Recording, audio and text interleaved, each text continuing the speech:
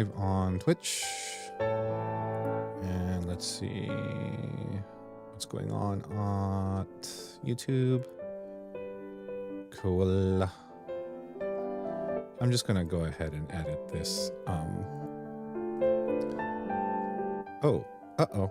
You're gonna hear me twice. That should not be the case. Save.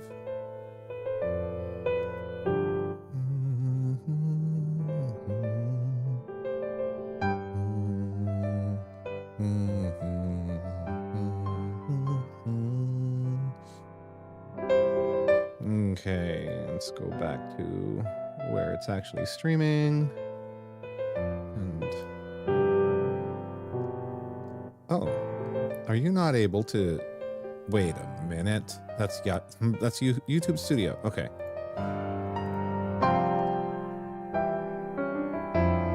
There we go. I'm going to mute that tab and just keep it here just in case. Cool. This is muted too. All right, we're live. Very cool. Test chat, please ignore. I just want to see if the bot picks this up. No? Okay. Oh, there you go. Cool, that was sent. Great. Now, what if I wanted to remove it from the overlay? Could I do that? No. All right, never mind. Okay, let's get this recording over with. Oh, is it not starting? Here we go. No time selection active. What's going on? My record hotkey is not working all of a sudden. Uh-oh. Oh, I'm pressing the wrong button, aren't I? Nope. Oh, it has been working. I've just been zoomed way out. Jeez, okay. As a fan of Monster Hunter and a bit of a weeb, I can't believe it wasn't until current year before I found out about the existence of Monster Hunter manga. And of all the places that could have revealed this glorious truth to me, like the Monster Hunter subreddit or one of the many other Monhun creators out there, it was the Los... It was the creators out there. It was a creators out there. It was a Los Angeles public lingerie. What's a lingerie? Creators out there. It was a Los Angeles public library that ended up enlightening me. Moral of the story, visit and support your local libraries. No long-winded intro here. I'm not going to read each volume word for word. Instead, I'm going to be summarizing them while providing some basic context and reactions based on my knowledge of the game, which, while not extensive, is a bit deeper than average. I'd like to think so anyway. Here we go. All right, so that could be our intro. Let me see if I can clean this up. It was a Los... Okay. It was a Los Angeles public library that ended up enlightening me. Moral of the story, visit and support your local... Okay, cool. We could chop this end off. And, uh-oh, I don't have the... What do you call that? Ripple edit. There we go. So we can name this... That's the intro. I'm just going to keep it on the same track. Start recording from here. This one is going to be named intro, and we can fix that up later if we decide to change anything about that, and carry on with the prologue down here.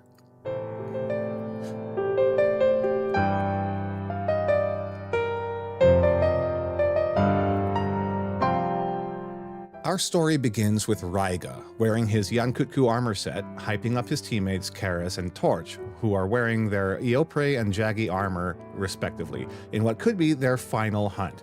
In an instant, everyone in the group bears their weapons against the Baroth, a mighty mud-covered wyvern, barreling down on them like a landslide in an open field. barreling down on them like a landslide in an open field. An open field. And if there's one thing to admire about this manga, it is an open field. I'm gonna take an open field. I'm gonna take a moment to sidebar already and say that if there's one thing to admire about this manga, it's the way that every detail is shown splendidly, not just on the hunters, but also on the monsters as well, with how frighteningly realistic they look in the manga. Manga? Manga. Okay, I'm not gonna get too caught up on that. The manga. No, it bothers me. I'm gonna say manga instead. Frighteningly realistic. Frighteningly, okay. There's as well with how frighteningly realistic they look in the manga. The way the Baroth's small crown indicates it might be a female, the mud covering its body, even making sure that its body, okay, there should be a comma here. Okay, making sure that their body even make, let me just listen back here on the overlap. How frightening, okay, kind of fix that.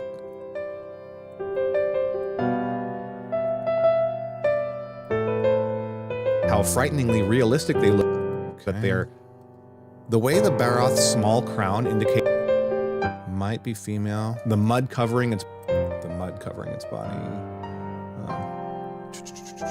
Might be a female. The mud covering its body, and even there, making sure that might be a female. The mud covering its body and making sure that there are obvious trails of tears near its eyes to make sure that it's not blocked by the mud as it rolls on. The way its freakishly long nails are ready to scrape on anything. It's hard not to be amazed by the details this manga provides. Not to mention how big in scale the 14-ish meter manga provides. Not to mention how big in scale the 14-ish meter tall Baroth is when compared to the 3 hunters surrounding it. Is it Baroth or Baroth? Okay, well, whatever. I pronounce it both ways. Of course, in an instant, just like what happens when the gunner is a bit too confident when near the mountain. Of course, okay, both ways. Of course, and in an instant, just like what happens when a gunner, both ways. Of course, and in an instant, just like what happens when a gunner is a bit too confident when near a monster, the Baroth, that's the third pronunciation. The Baroth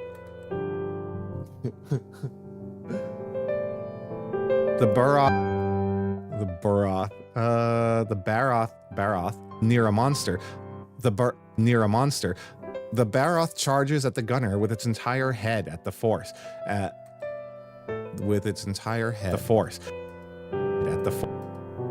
Okay, I think that is a little bit awkward, so let's change that wording to the Baroth charges at the gunner forcefully. Okay.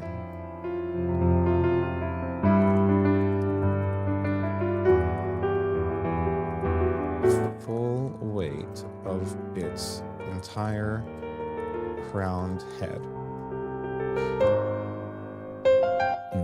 The Baroth near a monster. The Baroth charges at the gunner forcefully with the full weight of its near a monster. The Baroth charges at the gunner forcefully with the full weight of its entire crowned head.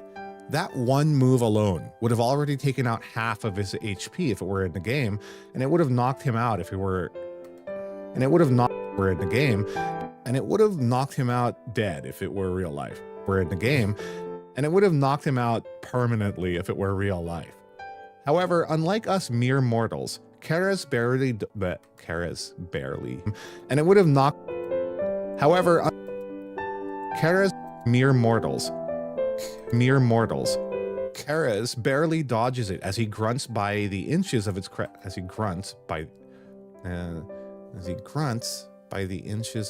skull. Kara's barely dodges it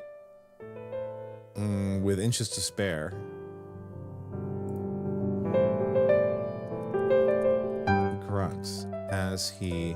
Karas just grunts as he barely dodges it with inches to spare.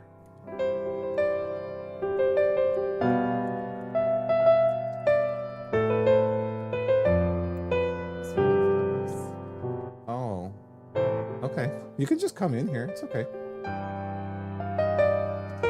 Karis just grunts as he barely dodges it with inches to spare. What? Was it in there? I must have just left it there by accident. Thank you. Mwah. Karis just grunts as he barely dodges it with inches to spare. With only inches to spare him from tasting a muddy, craggy skull. Okay. Where did I leave that off? Karis, okay. However, unlike us mere mortals,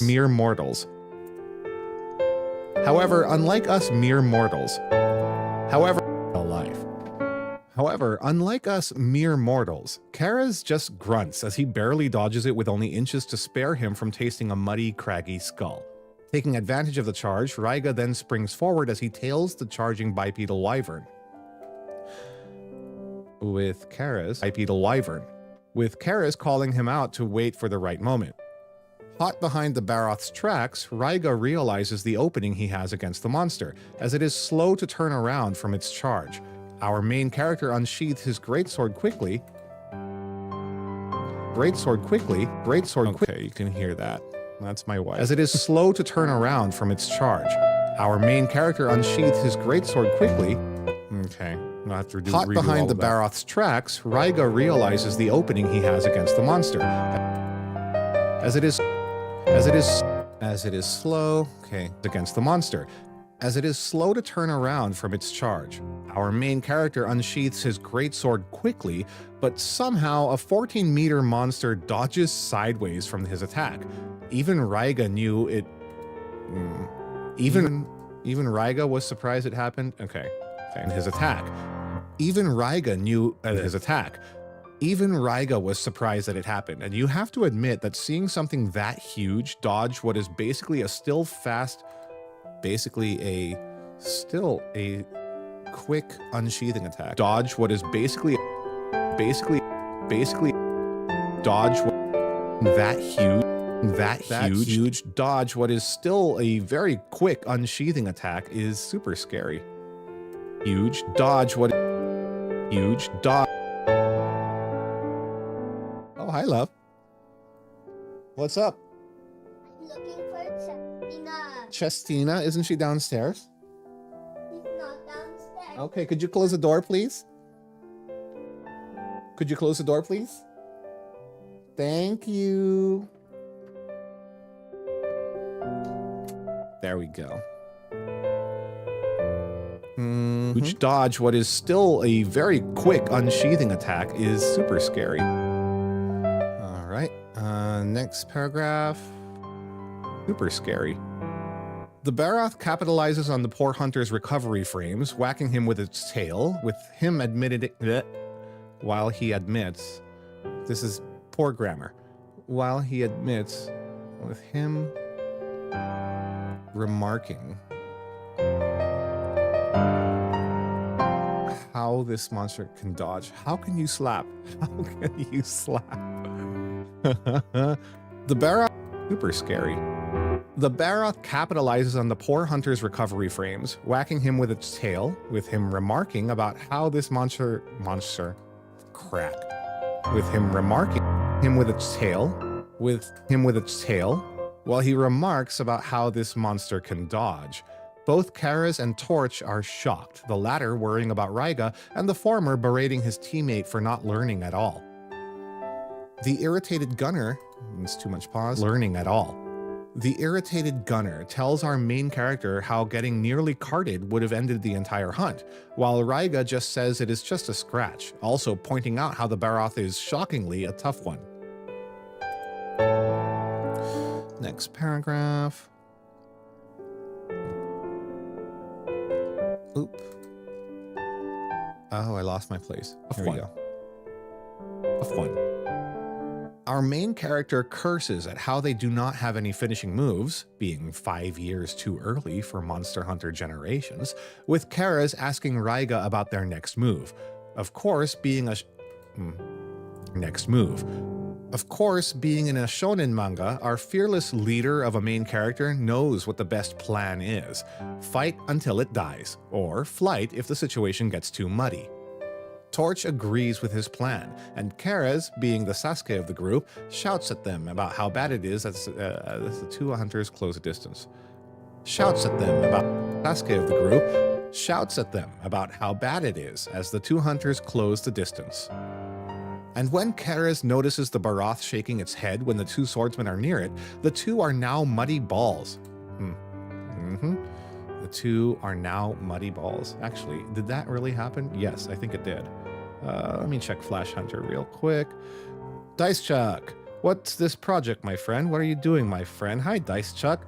I am restarting my YouTube channel. I'm going to be recording Monster Hunter content and focusing on Monster Hunter adjacent stuff that are not directly related to the game, but possibly just focusing on music, soundtracks. This background music that's playing, for example, is my piano arrangement of several main themes of Monster Hunter. And I'm reading right now a script, reading and recording a script of the Monster Hunter manga. Oh, I just realized that this window does not really showcase the waveform. Greetings and hallucinations. How exciting. Yes, agreed. And when Karez notices the Barath shaking its head, the two are now muddy balls to find themselves. Let's change that script to something more grammatically acceptable. How are you, Dice Chuck? How are you, my friend? How have you been? How's the, what do you call this? The immigration working? Haven't heard from you since then, so I'm curious. There's now too many. So two of them makes them run. The monster wastes no time barreling down on the two. Torch says how it was cool. Okay. The two find themselves.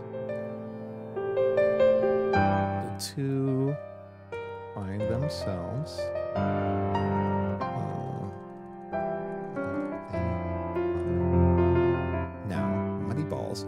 Okay. The two are. And when Karez notices the Barath shaking its head when the two swordsmen are near it, the two find that they are now muddy balls from waist to neck. Raiga is shocked at how he can't move from the crud, and Torch says how cool it was of an ability. However, the monster wastes no time barreling down on the two, crashing its head at the two as they realize the situation is now too muddy that it makes the two of them run. Okay.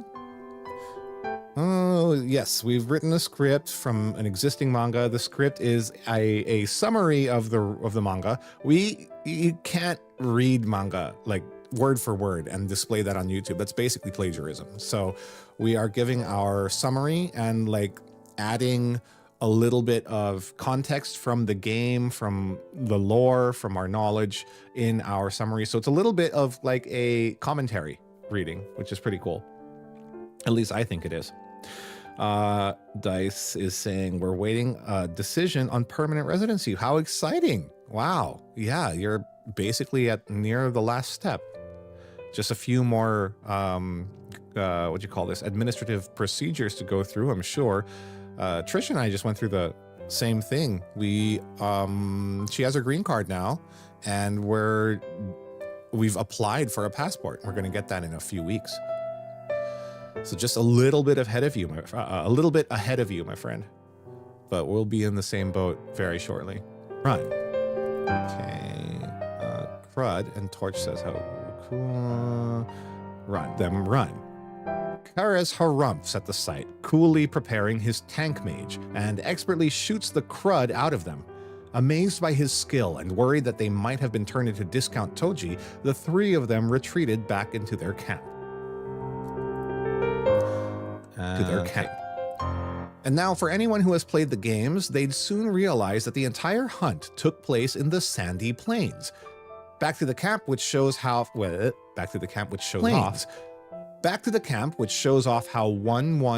to one. I can't read stuff. Back to the camp, plains. Back to the camp, which shows off how one-to-one the manga is to the game. That should be one sentence. Place in the sandy plains. sandy plains. Back to the camp, which shows off how one-to-one the manga is to the game. This would have meant that the entire fight could have taken place in either areas 8, 9, or 10. Going back to the story, I should remove that ahem. My wife says, okay, Dicechuck says, my wife now has her Nova Scotia health card, so she has free healthcare now. That was an important milestone. Heck yeah. Oh man, I wish we had free healthcare, but of course that's not going to happen in, Trumpsganistan. Okay. Going back to the story, we're treated with the sight of Karas whipping his hair back as he takes off his helmet, sighing in relief. Meanwhile, Torch writes in her journal about the Baroth's behavior before she'd forget about it, with Karas pointing out how diligent she was. While Karas she'd forget about it, while Karas points out how diligent she was. Karas makes his own comments about how tough the Mudwyvern is, wanting to give up the quest as they weren't ready for it. And in some clever fashion, and us jumping further into the story, it makes sense why it's hard, because guild quests are harder than village quests. Quests. A 3-star Baroth quest is considered a 1-star quest in Monster Hunter 3, for example. Again, back to the story, Raiga, however, refuses to give up, as this was their last hunt together as a team. Torch sniffles as she rubs her eyes with her gauntlets. With Karas... Why is he keep typing with Karas? It should be while. Let me back that out here. And just grab that chat. There we go.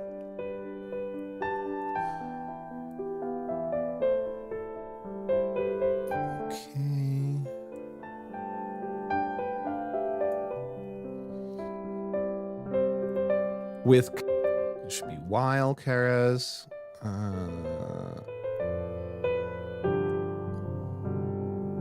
Notices her mood going down, and that. Let's rephrase this sentence. Okay. While Karas, Torch sniffles as she rubs her eyes with her gauntlets, and Karas notices her mood dipping.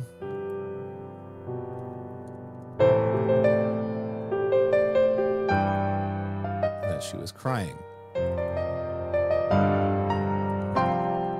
while she argues that she wasn't. Okay. You have a wonderful narrator's voice, says Dicechuck. Great inflection, enunciation, and clarity. Are you looking for any advice or constructive criticism? I write every day, and I have edited novels in the past. Yeah, sure. Feel free to leave it. I don't know if I'm going to be able to take it in the middle of a recording session. Thanks for the compliments. I've been told that in the past, and that's also why I do voiceover as a side gig. Lol. Yes, you understand completely. I'm in the middle of it, so I don't know if I can just change flow right as we go. We'll see.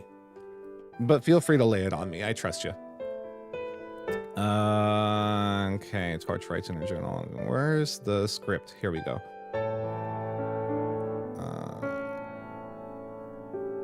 Okay.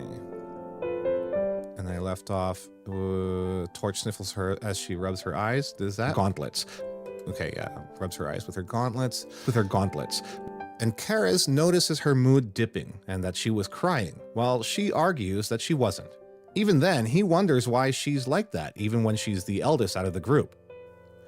Sometime later, they then reassess their situation. Karas states that since they have no clue on how to properly fight against the Baroth, I keep pronouncing that wrong, Baroth. Karas states that since they have no clue on how to properly fight against the Baroth, okay, let's change that. Their situation. Karas states that since they have no clue on how to properly fight against the Baroth, their supplies are dwindling and there's no one... that's bad grammar. Karas says, since they have no clue, their supplies are quickly dwindling. Okay. And there's no one endangered by the Baroth. They would have to force ending the hunt then and there. Okay. I really have to review these scripts before I read them because it turns out there's a little bit of a grammar issue here. Their supplies are... against the Baroth. Their supplies are quickly dwindling, and there's no one endangered by the Baroth anyway. They would have to force ending the hunt then and there. Our main character disagrees, but his friend immediately tells him that a pro hunter, something Raiga wants to be in the future, would not risk it all. Would not risk it all. Would not in the future, would not risk it all. Would not, that's a little bit, bleh. The future would not risk it all. Raiga then fires back at him if a pro, okay, that's, need a little bit of a comma there. Fires back at him that a pro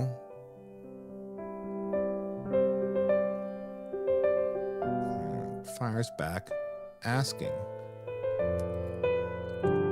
questioning if a pro would quit when a hunt looks too tough. Okay. Raiga risk it all. Raiga then fires back at him, questioning if a pro would quit when a hunt looks too tough. Even when Keres fires back with the shonen typical "it's idealism," it is something that they have to get into in the future as Raiga, what is going on in this sentence? It is something that they have to get to in the future as Raiga grabs onto his armor's neck guard and tells him that if they don't test their limits, they'll never become the pros that they want to be. Whoa, I have to fix this. Even when Keres fires back with the typical shonen.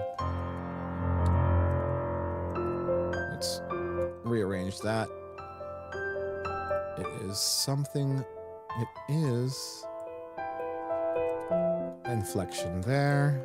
It is something that they have to get to in the future.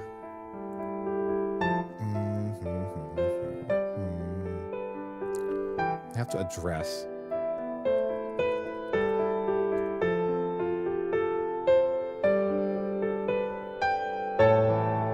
Something that they have to address in the future. I'm going to end that sentence there. Raiga then grabs onto Keres's, not his, too many pronouns, Keres's armor neck guard, and tells him that if they don't test their limits, they'll never become the pros they want to be. Okay, there we go. Even when Keres is too tough, even when Keres fires back with the typical shonen "it's idealism," it is something that they have to address in the future. Raiga then grabs onto Keres's armor's neck guard and tells him that if they don't test their limits, they'll never become the pros they want to be. I mean, you'd have to admit that a real pro would only need a large gunpowder barrel, some attack seeds and potions, and heroics to get the job done. And maybe a super pro would be done. And maybe even a super pro would do it all naked, but I digress. Just as their argument devolves into the pronouns game and comparing their current quest to a previous one, and Torch cheers on rooting for our main character. Yes.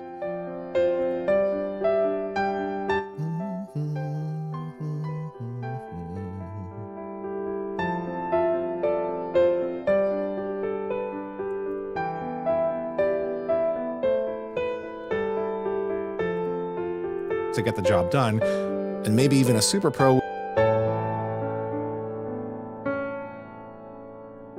Oops. And maybe even a super pro would do it all naked, but I digress. Just as their argument. Okay. Digress. Oh, no. Did I over-record? One. Here we go. Previous one. And Torch cheers on, rooting for our main character. They are soon reminded of that one time in their recollection. They are main character. They are soon reminded of that one time in their recollection.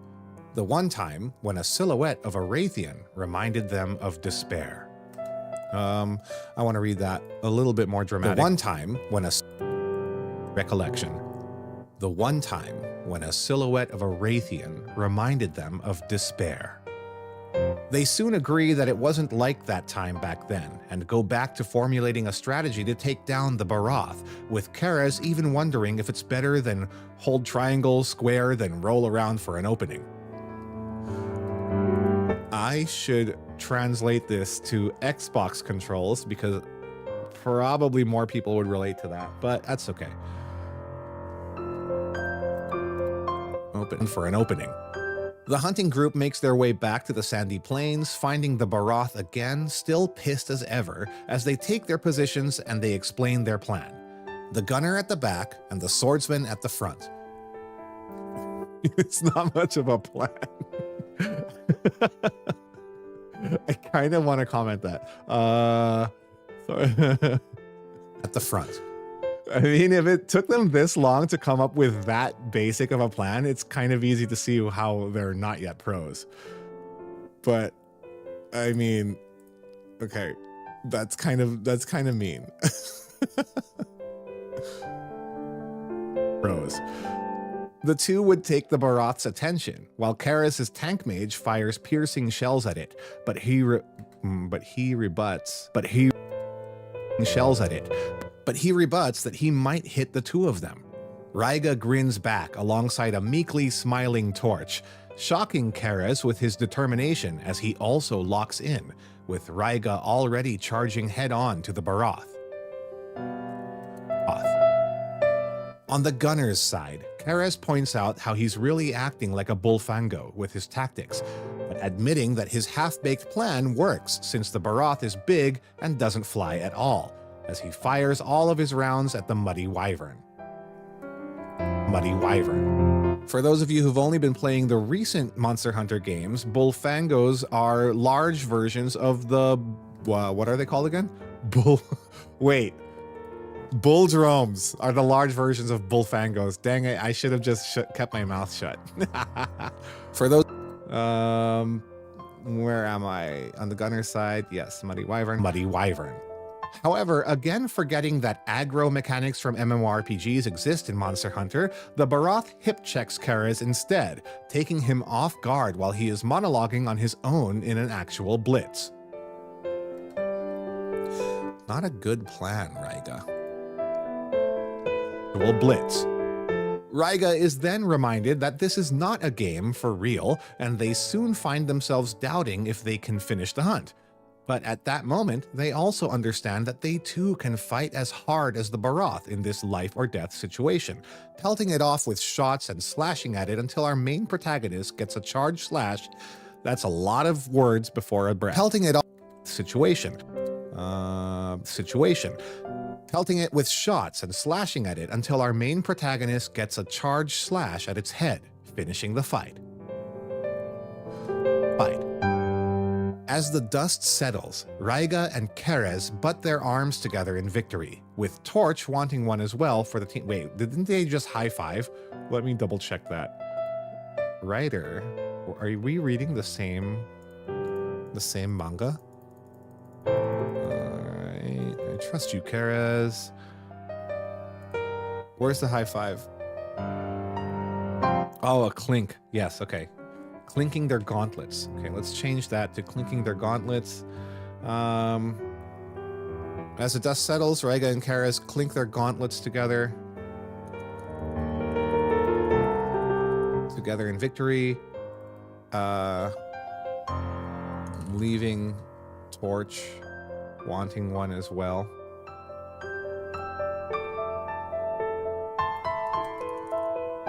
Okay. I'm going to read ahead a little bit. So as Torch points out that this is our last hunt together. Even then, as Raiga points out, the end of a journey is just the start of a new beginning, but every journey like theirs had a start, going back earlier to months prior to this hunt. Dice Check says, I only just got here. I only heard a tiny sample. The two things that come to mind is to break up your long sentences with short ones. Readers, listeners will maintain interest and find your text far easier to digest if you vary your sentence length. The second thing is to be sure to value active verbs over passive ones, i.e. the blade was moved quickly by the orc. Yep. Yeah, they're super helpful. Okay. As the dust settles, the fight. As the dust settles, Raiga and Karaz clink their gauntlets together in victory, leaving Torch wanting one as well from the team. Soon their moods sour as Torch points out that this is their last hunt together. Even then, as Raiga points out, the end of a journey is just the start of a new beginning, but every journey like theirs had a start, going back earlier, months prior to this hunt. And that brings us to Chapter 1. All right, so that's going to be end of prologue. I'm going to duplicate this and call this one Chapter 1. And we're going to start read from here. Ahya. Let's solo this, this track. Yes.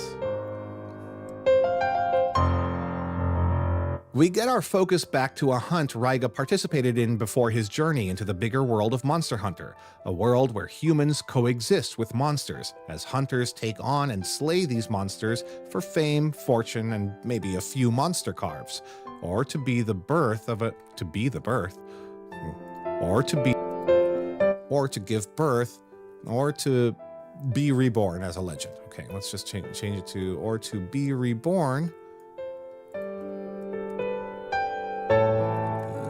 Born as a legend. Deep within the forest of this hunt, a group of hunters then come out and chase a wyvern in the sky, revealing also our main protagonist in their mix. Okay. Or to monster carves. Or to be reborn as a legend. Deep within the forests of this hunt, a group of hunters then come out and chase a wyvern in the sky, revealing also our main protagonist in their mix. We then find out that their target is no other than the Yan Kutku, the first test that any novice hunter would have had. The first Yan Kutku.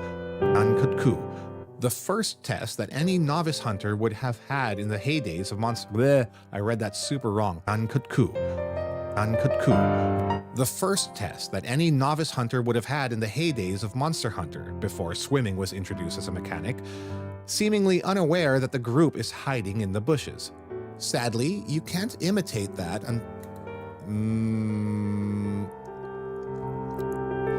yeah, that's true. You can't do this until Monster Hunter World.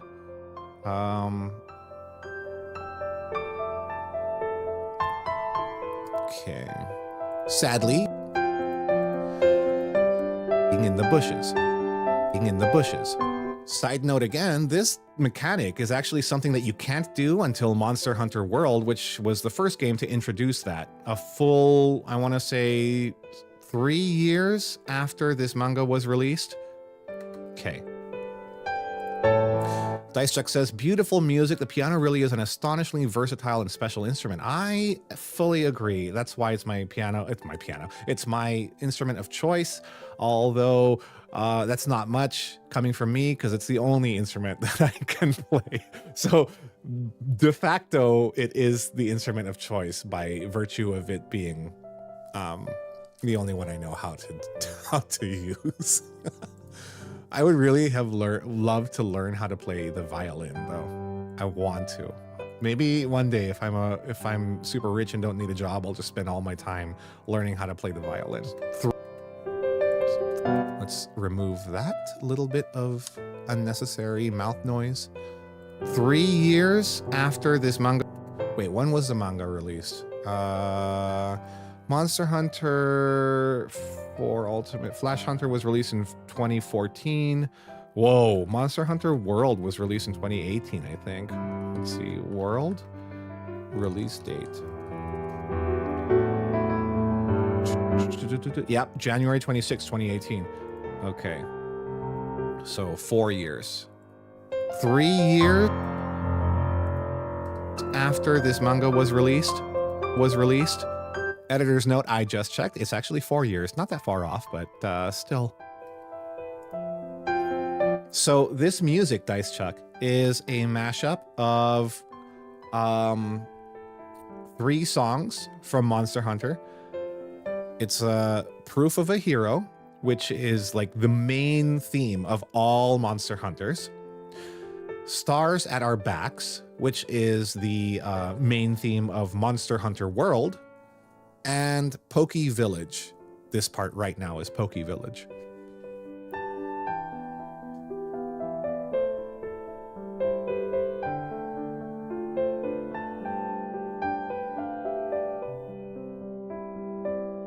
And just there, it looped into Proof of a Hero. Pokey Village was, I want to say it was the first song of Monster Hunters that I've ever heard, because I started playing Monster Hunter at around the time when Pokey Village was the starting town. And yeah, that's why those three kind of are my favorite songs of the series, because they reflect those points in the game that are most meaningful to me. Editor's note. Dice Chuck says, my sister is a music freak. She's a professional musician. She can pick up an instrument she's never seen before, mess around with it for 20 minutes and take songs, and then take song requests. It's simultaneously super cool and disgusting. I agree. That is super disgusting. I would be pissed if I couldn't do that. I'd be like, come on. Fingers, why ain't you working?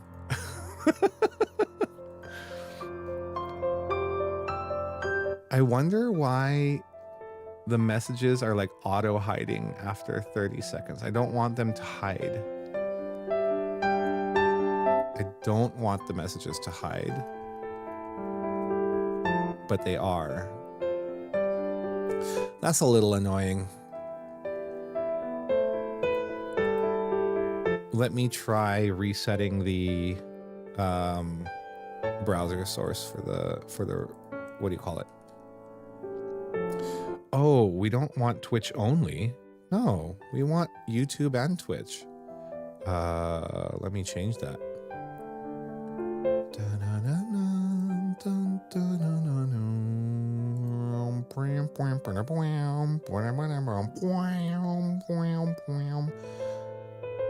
Mm-hmm.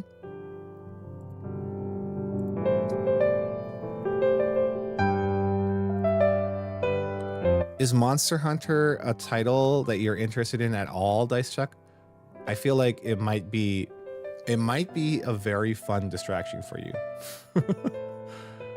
Although, I don't know what your appetite is for like action games, action RPG games. And it's not an action RPG, it's more action than RPG, but definitely very, very intense. Like, they're calling it, or people say that it is Souls-like, even though technically Monster Hunter came out before Dark Souls.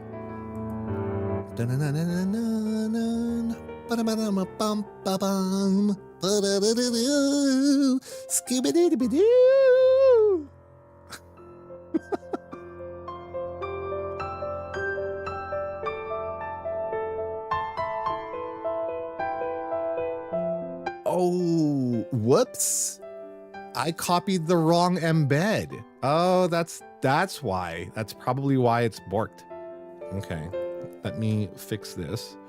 Okay, and then, what do we do here again? We do refresh cache, and then we're good.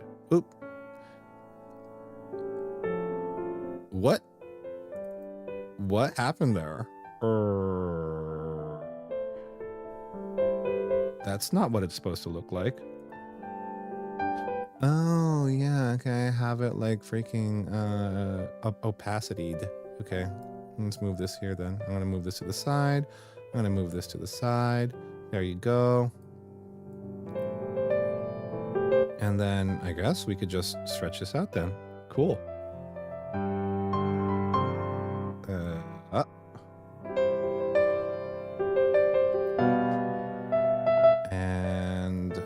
I'm pretty sure Dice Chuck just responded to a chat, but I hid all of my stuff, so boo.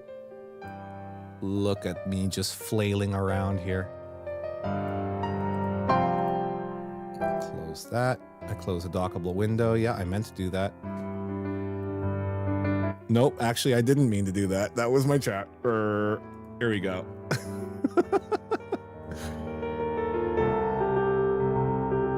And I lost it. It's gone. Dice Check, it's been a while since I streamed, okay? It's been a long time. So I'm still getting back into the groove of things. Where did my streaming window go? There we go. So you asked, or you answered rather, didn't ask nothing. I know almost nothing about Monster Hunter, except that my nephew tells me I will love it and should try it. Tell you what, Dice Check, if you end up trying it, if you ever do, I will help you. I don't want to say that I'll carry you in the game, because part of the fun of Monster Hunter is definitely just, you know, learning how to play it yourself. So I promise that I will not laugh as you mess up.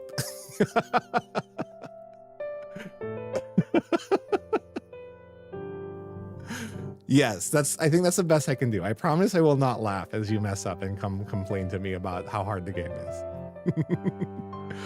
And of course, we can play it together if you end up getting the Monster Hunter games.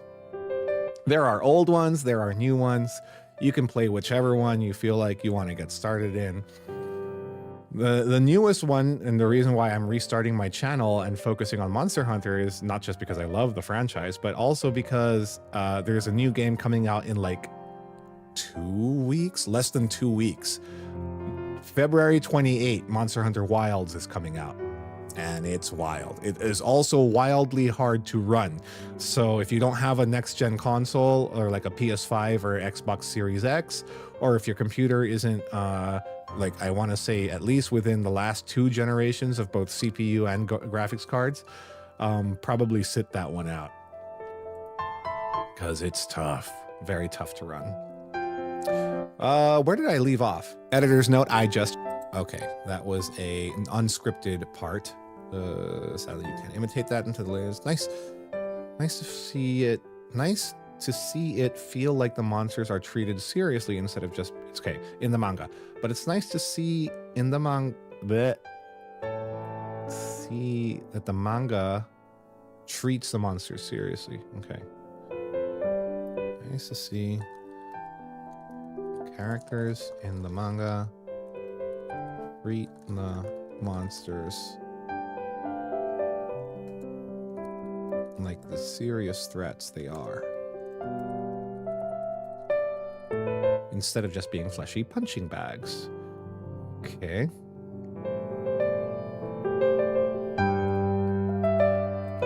Well, editor's note, I just checked. It's actually 4 years. Not that far off, but still.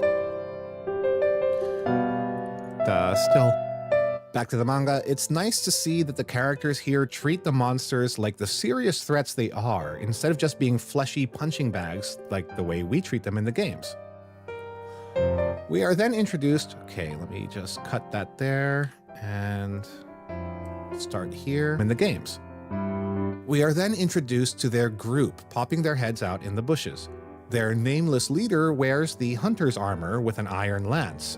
Quinn is the jaggy armor-wearing light bowgun user. Oop.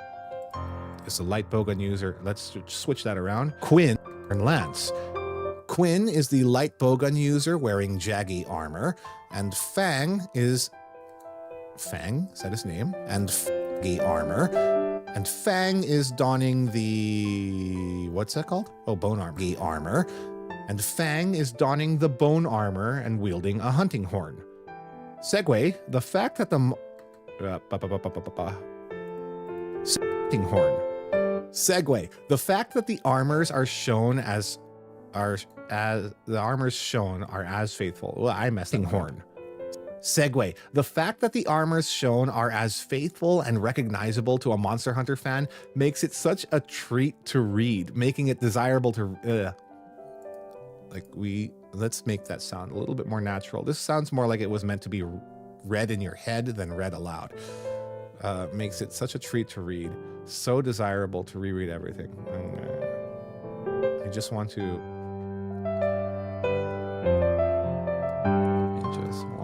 reread everything again, to pick up the little details. Missed.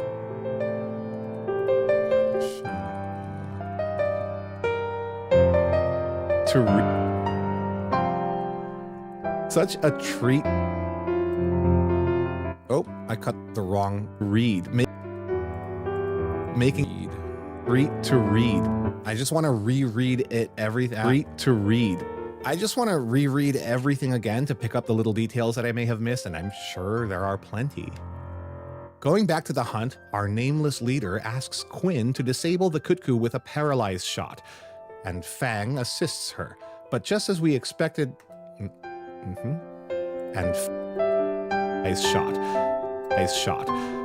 Fang assists her, but just as we expected from the chapters before, Raiga charges shot. Fang moves to assist her, but just as we expected from chapters before, Raiga charges out of the bushes as the lance wielder shouts at him. The Kutku notices too late as it feels the pain dealt by a large slab of sharpened bone from Raiga, and he even smirks that he's hunted his kind, and he from Raiga. And Raiga even smirks. Raiga even smirks while he comments. Where's the... There we go. Raiga even smirks while he comments that he's hunted this kind before, considering he's wearing... That's true, actually. From Raiga. And Raiga even comments while smirking that he's hunted this kind before, considering he's wearing their kin as his armor. It's his armor. It should be a thing in the game where if you're wearing a monster's armor and you fight more monsters of that type, they get extra pissed. That would be awesome. It's his armor. The other three hunters jump out of the bushes as the lance wielder calls Raiga an idiot, not wanting to waste their time after they've finally found their... Oh, right. Ernesto says, you can go a little slower. Don't know if that makes it easier to time the music and graphics. It might, actually. Okay. That's the second comment about slowing down the pace. Crap. I've recorded so much already, so I feel like if I slow down, I'll have to just start from the beginning. Fine, let's do it. We'll start from the beginning.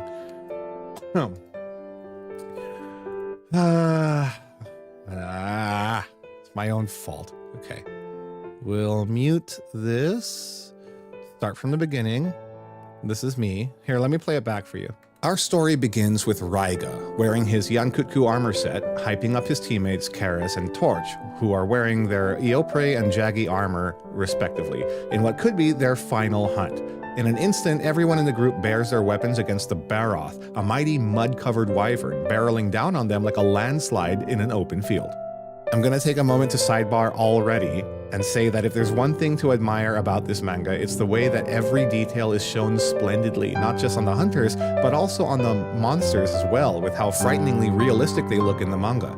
The way the Baroth's small...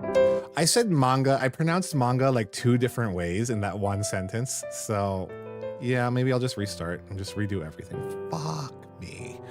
This one was how long already though? Let me see. You know what? I'm going to keep episode 1 as is, and then just redo chapter 1. Episode 0, rather. Episode 0 is the prologue. I'm going to mute that. And let's just redo... Fine, we'll read slower for the prologue. Hold on. I'm getting a phone call. From Kilowatt Electrical. It's okay. They can leave a voicemail. It's fine. All right. Bum, bum, bum, bum, bum, bum, bum, bum, bum, bum, bum, bum, bum.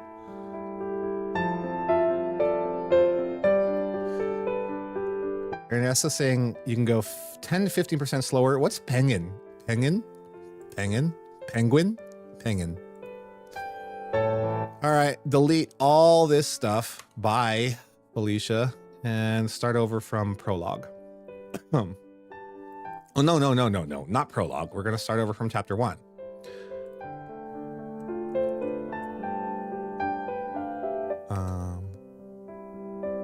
As chapter 1 starts, we focus back to a hunt. We get our focus back to a hunt We look back. Before his journey into the bigger world, we flash back. There. That's the word I was looking for. We freaking flash back. Okay. As chapter 1 begins, we flash back to a hunt Raiga participated in before his journey into the bigger world of Monster Hunter, a world where humans coexist with monsters.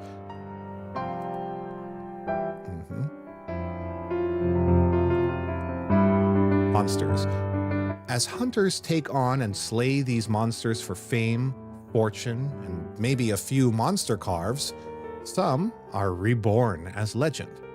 Deep within the forests of this hunt, a group of hunters then come out and chase a wyvern in the sky, revealing also our main protagonist in their mix. We then find out that their target is no other than the Yankutku, the first test that any novice hunter would have had in the heydays of Monster Hunter. Monster Hunter, that's so weird. Why did I say it like that? The first Yankutku, the first test that any novice hunter would have had in the heydays of Monster Hunter before swimming was introduced as a mechanic.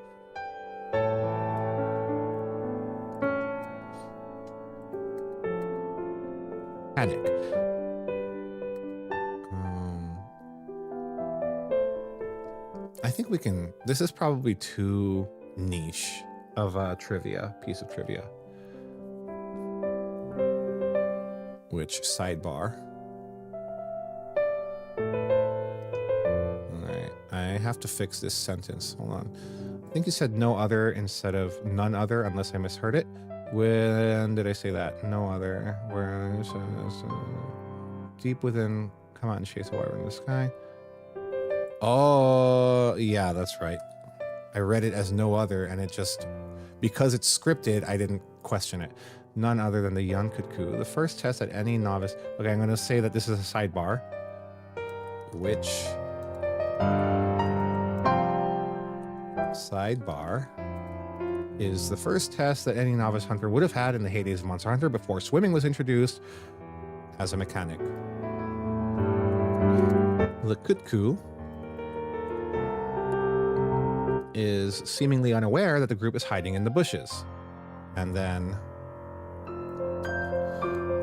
second sidebar in as many sentences. This isn't something you could do up until the later generations.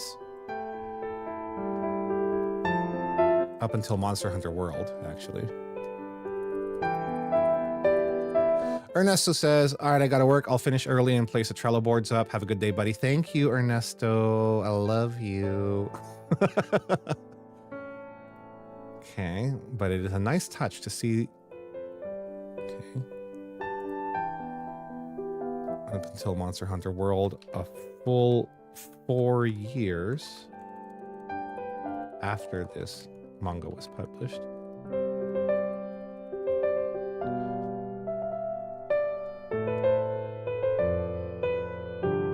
But it is a nice touch to see the characters in the manga treat the monsters like the serious threats they are instead of just being fleshy punching bags.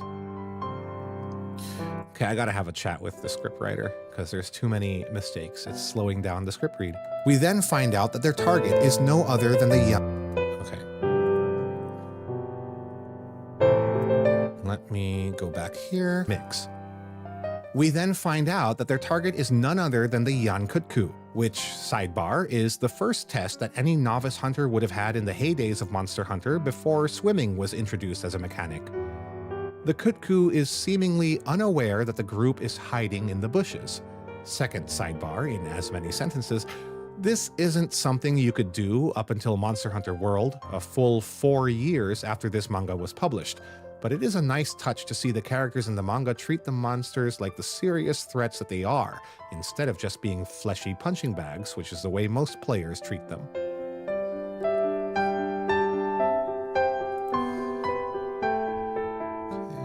Aw, have a good one, Ernesto. See you maybe later, because the Wilds open beta is still going on as I speak. They extended it. treat them. Okay. We are then introduced to the group as they pop their heads out from the bushes. Okay. I'll fix that. As they pop their heads out from the bushes. Their nameless leader wears the hunter's armor with an iron lance. Quinn is the light bow gunner in jaggy armor. Light bow gunner in jaggy armor. And Fang rocks the bone armor and hunting horn. Segue. The fact that the armors shown are this faithful. It's so faithful and recognizable to a Monster Hunter fan. Makes it such a treat to read. And I just want to reread everything again to pick up the little details I may have missed. I'm sure there are plenty. Okay. Most players treat them. Most players treat them. Okay. Just treat them. We are then introduced to their group. Just treat them. We are then introduced to the group as they pop their heads out from the bushes. Their nameless leader wears the hunter's armor and wields an iron lance. Quinn is the light bow gunner in jaggy armor, and Fang rocks the bone armor and hunting horn. Segue. The fact that the armors shown are so faithful and recognizable to a Monster Hunter fan makes it such a treat to read, and I just want to reread everything again to pick up the little details that I may have missed. I'm sure there are plenty.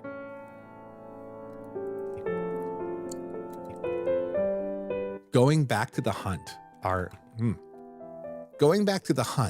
nameless leader asks Quinn to disable the Kutku with a paralyzed shot, and Fang moves in to assist her. But just as we expected from chapters before, Raiga charges from out of the bushes as the lance wielder shouts at him. The Kutku notices too late as it feels the pain dealt by a large slab of sharpened bone from Raiga. And I want to fix this next sentence.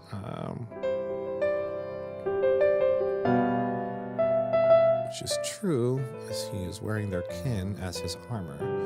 And I want to double check that too. Ma'am, sir. Excuse me. Where did I put the hunter? This is a lot of work. Yes, it is, Dice Chuck. Content creation is real work. This isn't even my main job. I'm just doing this as a side gig. And this is also just the voiceover aspect. We've also got to put this together in a non-linear video editor, and show the manga pages. We're not gonna, of course, we're going to not show the entire pages all at once because that would just be plagiarism. But you get the idea. I've got to reload. Just paint it. Dang that thing. I should use a paintball. Don't really have time. What page was this?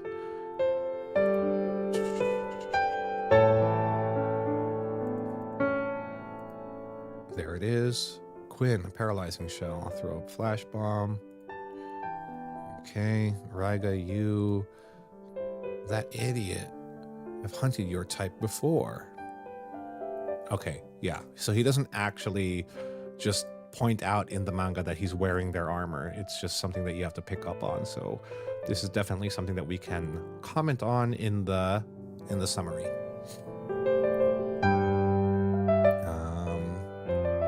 Notice it's too late. It feels with him even.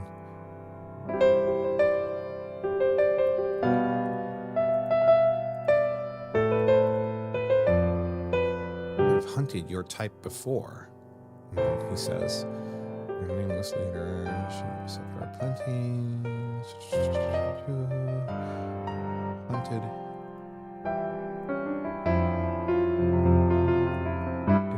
We don't know if the Kutku is a male or female. It's type before.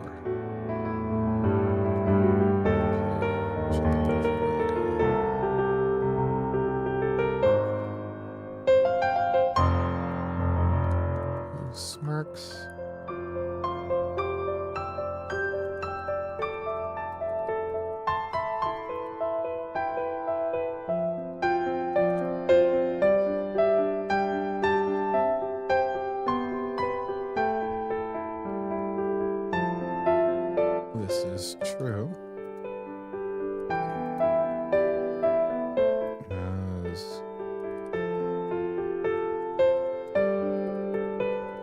Perceptive readers will note that he is wearing their kin as armor.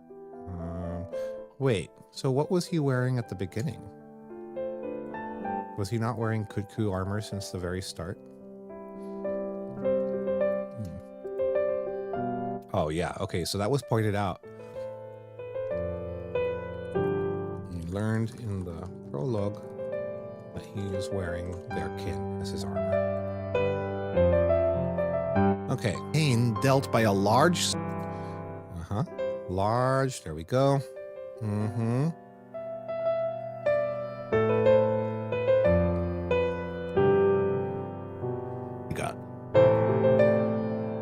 Raiga, who remarks, okay. From Raiga, who remarks with a cocky grin that he's hunted its type before. This is true. We learned in the prologue that he is wearing their kin as his armor. The other 3 hunters, I don't like how I read that last one. From Raiga, who is wearing their kin as his armor. What is going on with my catch-up?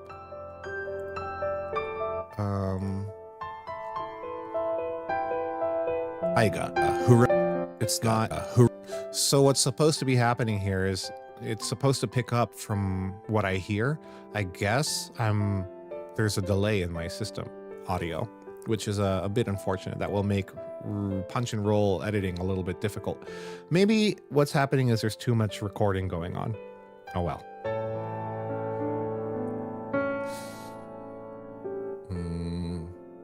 From Raiga, who remarks with a cocky grin that he's hunted its type before. This is true. We learned in the prologue he is wearing their kin as his armor. Okay, how did Raiga, who remarks with a cocky grin that he's hunted... There we go. From Raiga, who remarks with... The other 3 hunters jump out of the bush as the lance wielder calls Raiga an idiot, not wanting to waste their time after they've finally found. Not wanting an idiot. An idiot. He doesn't want to waste their an idiot, not wanting to waste their time after they've finally found their target.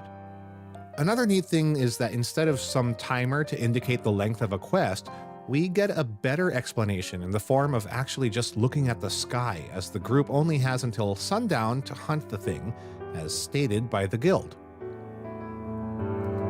I want to bring that a little bit closer to the game.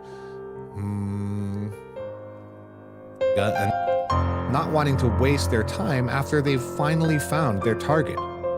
Another neat thing... Oh, there was a mouth click there. Good we found it. Found their target. Another neat thing is that instead of some timer to indicate the length of a quest like what we get in the game, we get a better explanation in the manga in the form of actually just looking at the sky, as the group only has until sundown to hunt the thing, as stated by the guild.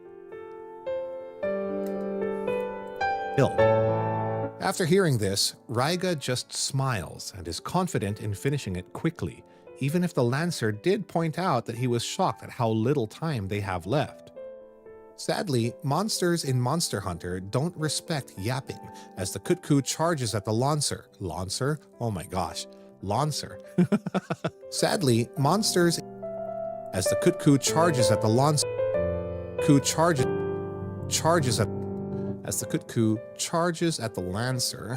Where did I keep that sentence at? Here we go. As the Kutku charges at the Lancer, who blocks. As the Kutku charges at the Lancer, who blocks it. Quinn fires back while Fang assists with his hunting horn. Bussing?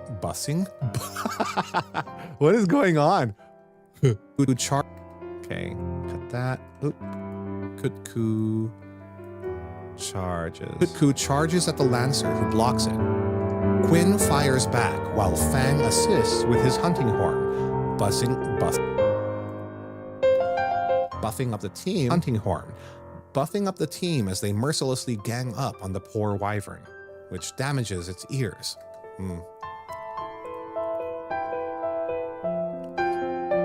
Buffing up the team as they mercilessly gang up on the poor wyvern.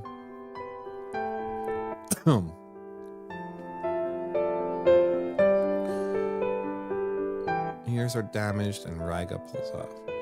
Poor wyvern. Its ears are damaged and Raiga pulls off a backward slash like it's just triangle plus circle in the game. Our protagonist smiles. Our protagonist smiles as to how quickly, no? Why as to? Over. Game. Our protagonist smiles over how quickly they're finishing it off. Game. Our protagonist smiles over how quickly they're finishing it off, but soon jinxes it as he hears the rustling in the bushes, revealing 2 bullfangos charging toward them. Oh, excuse me. Toward them. The Lancer and Fang block and dodge the charging annoyances, respectively, the confusion taking Raiga's attention to the ambush. From the ambush. The confusion taking Raiga's attention from the ambush. Forgetting he was in front of... Forgetting he was in front of a large dinosaur chicken, he was forced to block the Kutku's hammering, pecking strikes with his blade. Let's slow that down a bit. The ambush. Forgetting he was in charge, the ambush. Forgetting he was in front of a large dinosaur chicken, he was forced to block the Kutku's hammering and pecking with his blade. He was forced to block the Kutku's hammering and pecking strikes with his blade. Our greatsword hunter is forced down to the ground, hand hurting from the blows, just to watch the Kutku prepare itself to fly away from the sudden confusion. Just to watch the Kutku prepare itself to fly away from the sudden confusion brought about by the bullfangos, now quickly slain by the others. They could only blanky? I want my blanky. Others. They could only blankly stare. Bleh. Others. They could only stare blankly at the sky, screaming as they forgot to paintball it, as they tried to follow it again. The Lancer blames Raiga for charging at it, even though they could have just paintballed it as they were fighting. But I'm not the rookie here. What? Even though they could have just paintballed it as they were fighting.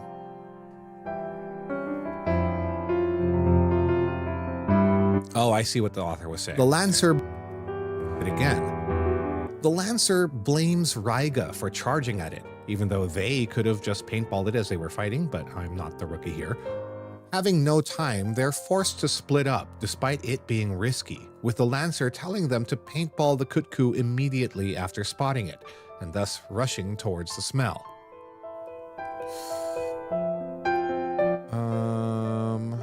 I have to admit that looking at the background, we can see that we don't have any hyperspace inventories and just lug around their stuff in a literal cart pushed by Fang, but also it kind of makes a point across to anyone who played the franchise that they would have finished the quest faster if Raiga hadn't rushed at all.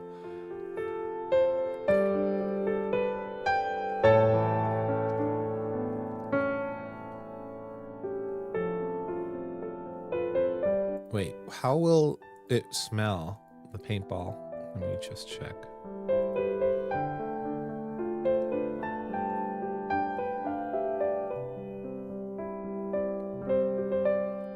Oh, okay. The smell is for the hunters. Monster Hunter paintball smell. I'm gonna Google this.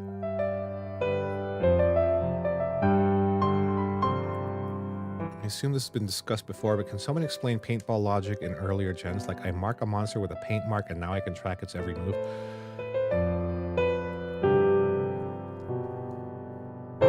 Oh, this is something I just learned now too. What the heck? A berry with a shocking hue and an overwhelming scent. Wait. That's amazing. I didn't know that was the item description.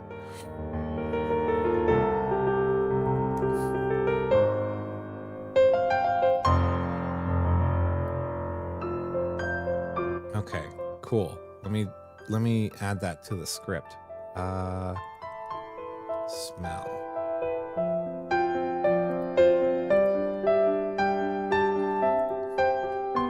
Two things before we continue. Smell. This detail in the manga literally made me, no, actually, I don't want to say literally, actually made me look this up. And it turns out the item description of paintballs do mention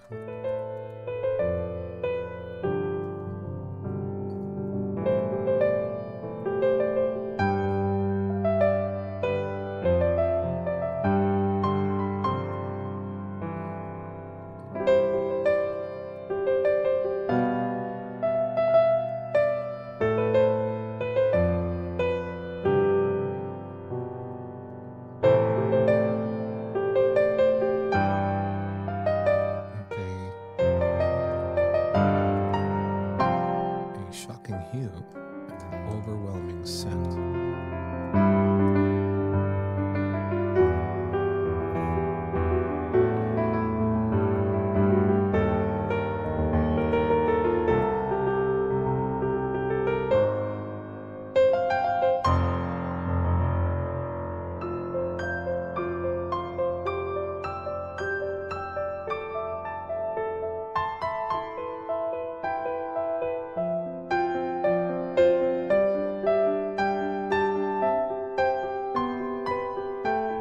Berry.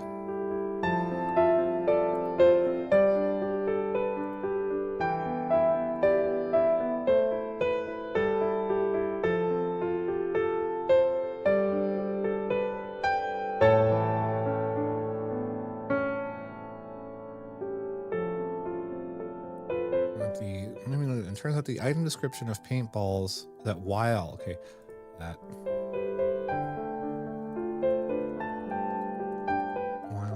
description of paintballs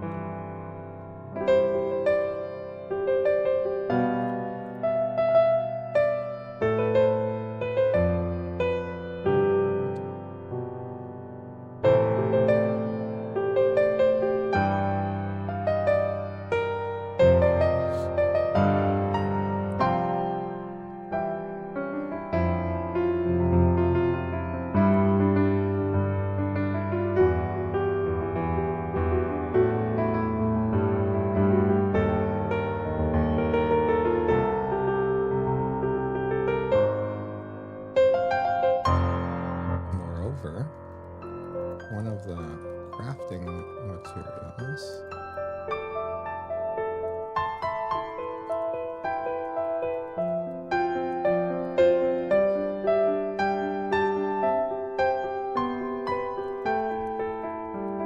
is paint berry. A berry with a shocking hue.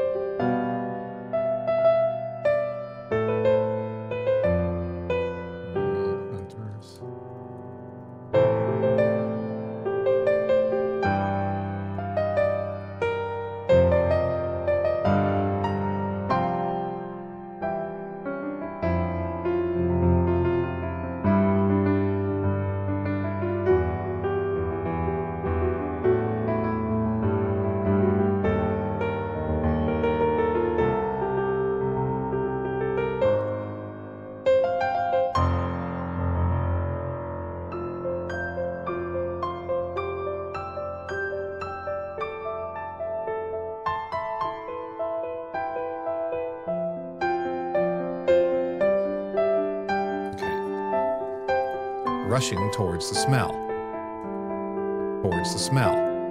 Two things before we continue. Smell. This detail in the manga actually made me look this up, and it turns out that the item description of paintballs does mention a scent. Moreover, one of the crafting materials involved in making paintballs is a paint berry, a berry with a shocking hue and an overwhelming scent. I never before questioned how staining a monster with a ball of paint would allow hunters to track it, but now it makes perfect sense. And two, notice how in the background we could see that they don't have any hyperspace inventories and just lug around their stuff. Inventories and just lug their stuff around in a literal cart pushed by Fang. But also, it kind of makes a point across just lug. Inventories and just lug their stuff around in a literal cart pushed by let's do from notice how in the back notice how in the background we could see that they don't have any hyperspace inventories and just lug their stuff around in a literal cart pushed by Fang.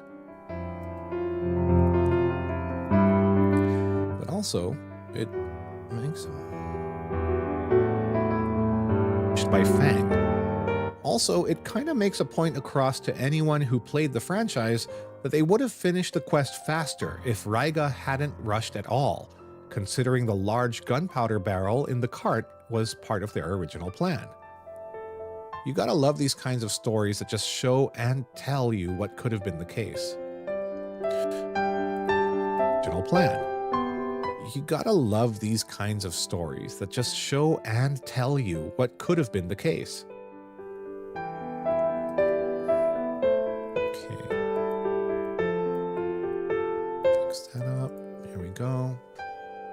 Case.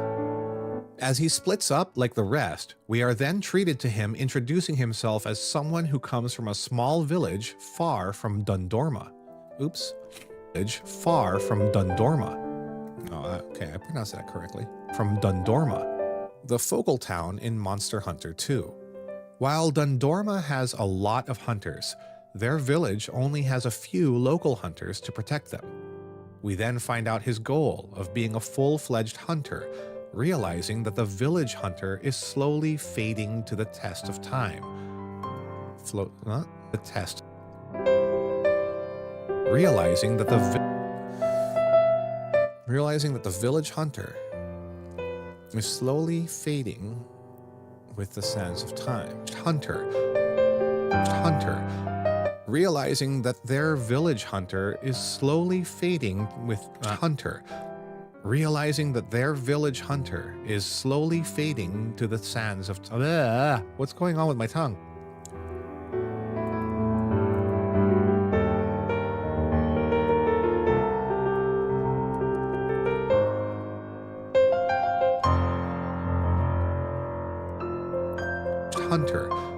Realizing that the village hunter assigned to their village is slowly fading with the sands of time, and that someone else has to take the mantle of protecting their village. That's too many village. Hunter.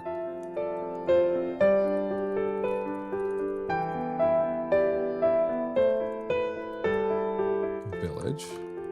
Slowly protecting his home. Yeah, too many repeat words. Okay. Realizing that this hunter assigned to his village is slowly fading with the sands of time, and that someone else has to take up the mantle of protecting his home. Just as the sun sets, his time literally running out, Raiga hears a growl from the distance, discovering the injured Kutku from earlier in a narrow valley. He slowly inches towards it, but instead of paintballing it, he summons his inner Gojo and just rushes in. A fight ensues, and we're treated with a sight of him nearly getting lashed by the monster's tail.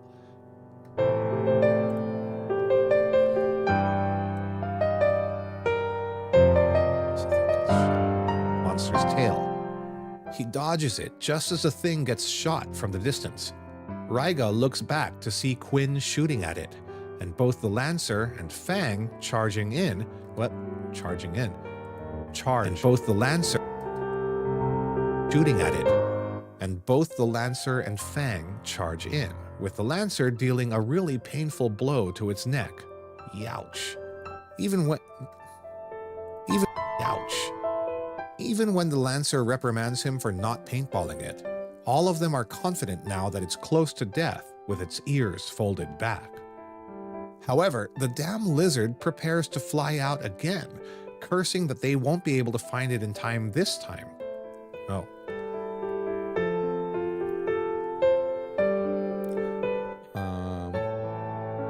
However, the damn lizard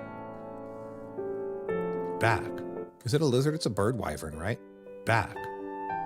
However, the damn bird wyvern prepares to fly out again.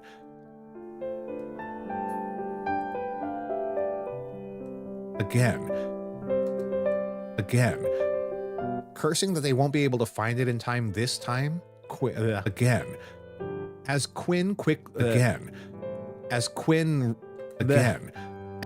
Quinn remarks on his bad luck on having to reload and cursing that they won't be able to find it again.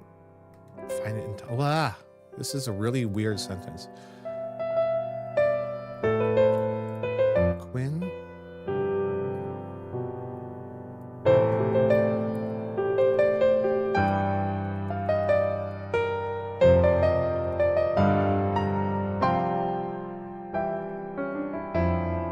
Quinn curses his luck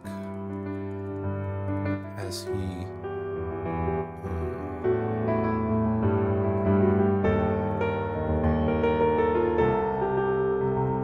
reload and bemoans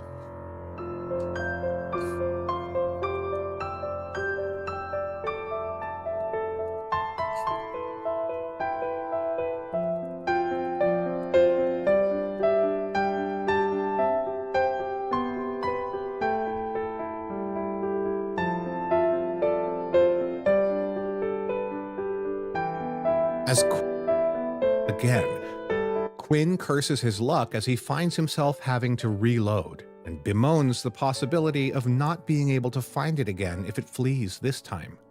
But to the surprise of the others, Raiga appears behind its back and lands a critical upward swinging blow right at the Kutku's gut, smacking it back to the ground.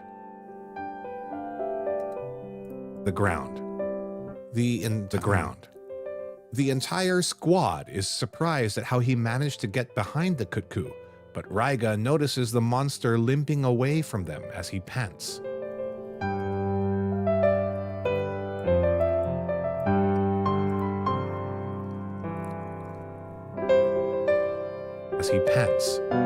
However, the Lancer raises his hand up as he pants. However, the Lancer raises his hand up. Raises up his hand, I think is going to be an easier way to say. Raises up his hand. Up. However, as he pants. However, the Lancer raises up his hand and tells him about a trap up ahead, prompting what might be the coldest view of the group, silently watching and following Yankutku's death march. Prompting what might be the coldest view up ahead. Prompting what might be the coldest view of the group silently watching and following Yankutku's death march to its unknowing doom. As for Raiga, he understands as well that he has a long way ahead of him to become a real hunter, and that he will be able to do so if he sticks. And that he will be able to do so if he sticks with his current group. Stretch that out. Real hunter, and that he will be able to do so if he sticks with his current group. All of that soon shatters. All of that soon shatters when the Lancer announces that their party will break up the moment they are back at the Dundorma. The moment it will break up. The moment He will break up the moment they are back at the He will break up the moment they are back. He will break up. He will break up the moment they are back at the Dundorma Tavern. Their leader breaks out in tears as he makes a speech, telling them to work hard on their own paths, while leaving a confused Raiga surprised and knocking off his own mug.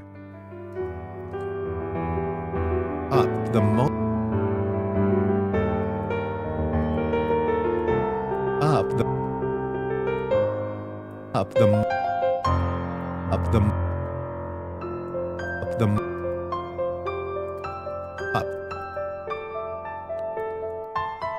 break up the moment they are back, announces that their party will break up the moment they are back at the Dundorma Tavern.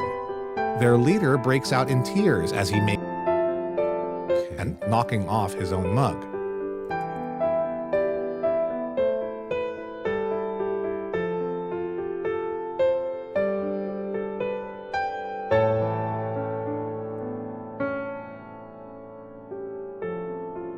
Oh.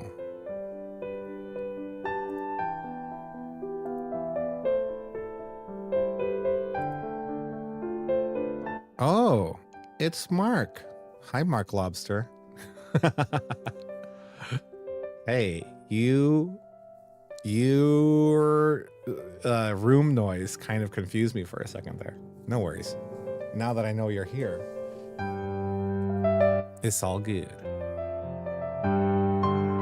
That's okay. I am streaming this on Twitch and YouTube, but I can leave your Discord audio off if there's sensitive things going on over there.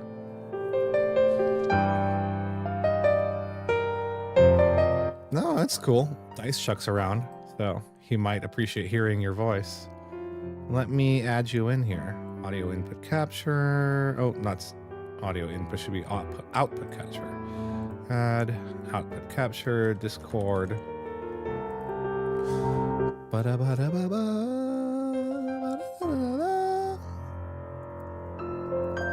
Oh, the bass track? Yeah. Yeah. That'd be really good if we could do that. I am on it. Just finishing some stuff. Today's pretty late. I imagine, because like everyone's out. Yep. Everyone's stateside anyway. Oh, it's Chokes. Hi. Chokes. Would you prefer if I call you by Chokes or your real name? Yeah, any. Any. Yeah, but it's not pronounced chokes. It's pronounced choax. Choax. Oh, Choax. I had no idea. So Choax is Joa. I don't know if you remember her, Mark, but she was around during Trish's and my wedding. Oh, and, nice, yeah. Mark was in my entourage, Joa. Oh, wow. Yeah. Hey, nice to meet you again online. Me too. So, Mark, since you're here, would you like me to read in a cadence, read the Monster Hunter ABCs in a cadence that you can copy? Oh yeah, sure. But we can yeah, we'll just figure out like a BPM for me to follow, right? Right. Something more or less consistent. I wonder, can you? Oh, you can do multiple sidechain ducking sources in OBS, so I can have it duck duck from both my mic and your Discord. Let me just do that right now. Sidechain Discord 24, 42, 50, 1000. 24, 42, minus 42, 50, 1000. Okay. Hang on. I'm getting a work call. I'll go on mute here first. Okay. So this is how I do recordings. Joa and Mark. I use Reaper and knocking off his own mug. And then I've got the script here on the side. So let me continue reading. Knocking off his own mug was where I left off. His own mug. The other two do not mind the disbandment, as they state their own reasons. For Quinn, her parents are getting older, and she has to get home. For their leader, it's all because he was invited to another party where his girlfriend is currently, making him blush. Meanwhile, Fang's constant usage of his hunting horn makes him realize that his calling is to be a bard. Leaving Raiga wondering if he, the hunting horn user, why he would, okay, be a bard. Leaving Raiga wondering if he, the hunting horn user, would do so with his current armor set. Okay. Set. Left alone on his own, with words of encouragement that sound, set. Left alone on his own, with words of encouragement that sound more mocking to him than the rest, Raiga grits his teeth and proclaims that he will go to greater heights on his own. All of that bravado soon leaves him after a few days as he realizes the pains of being a solo hunter, which means having to use twice as much gear as you would have with a team. Which means having to use twice as much gear as you would have with a team. Something that, this is something of a reality. The team. This is something of a reality, especially when playing multiplayer in Monster Hunter. This is the team. This is something of the team. This is something of a reality, especially when playing multiplayer. It should be called multi-hunter though. It should be called especially when playing of a reality, something of a reality, especially when playing multiplayer in Monster Hunter. After all, monsters in guild quests tend to be scaled for multiple hunters, and not for a solo one, even if it is possible, mind you. Yeah, so that's the recording process, Choaks. Especially. Okay. So I've recorded the intro and prologue and a little bit of chapter 1. There's still quite a bit more to go. Just 1, 2, 3, 4, 5, 6, 7, 8, 9, 10 more paragraphs. Almost done with chapter 1. And then I'm going to do ABCs of Monster Hunter since Mark is here. We're going to try and synchronize my reading of the ABCs of Monster Hunter with Mark's bass track. He's going to do the bass track to the background music of that video. Where are we now? Hunters, and not for a solo one, even if it is possible, mind you.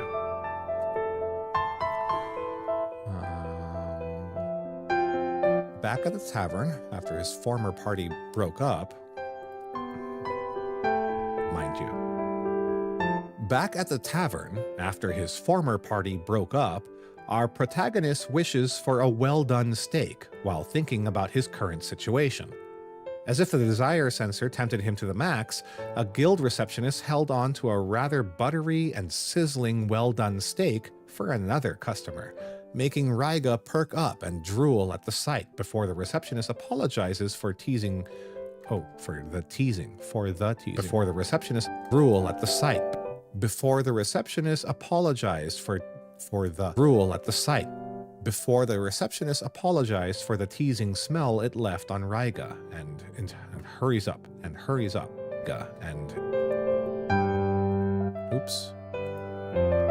Before drool at the sight.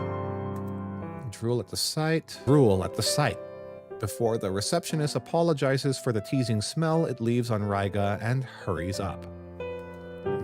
Out of there. Drool at the sight. Before the receptionist apologizes for the teasing smell it leaves on Raiga and hurries up.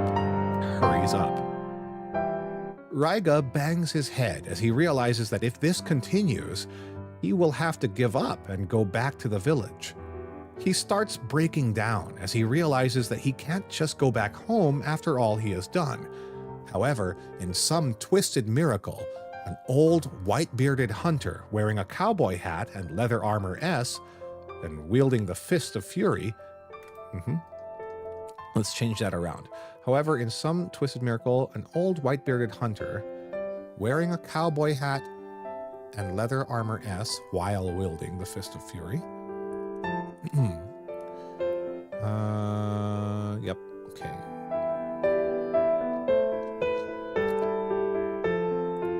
I initially thought this was the Caravaneer. Monster Hunter 4. Is he wielding the Fist of Fury? No. Okay.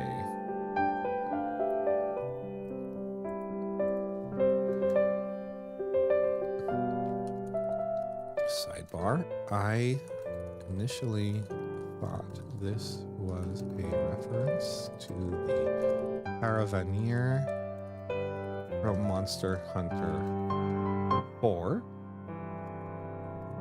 but realized that game didn't come out until, when did Monster Hunter 4 come out? Like 2017 or 2015.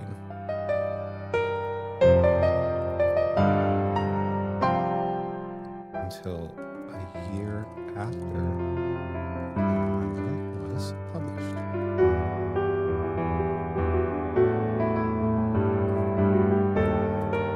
Raiga bangs his head as he realizes and wielding the Fist of Fury. Old white-bearded hunter where an old. However, in some twisted miracle, an old white-bearded hunter wearing a cowboy hat. Let's start off from wearing a cowboy hat. While wielding the Fist of Fury. Okay. Bearded hunter who was wearing a cowboy hat, leather armor S, and wielding the Fist of Fury, had noticed Raiga's plight for quite some time now. Had noticed Fist of Fury noticed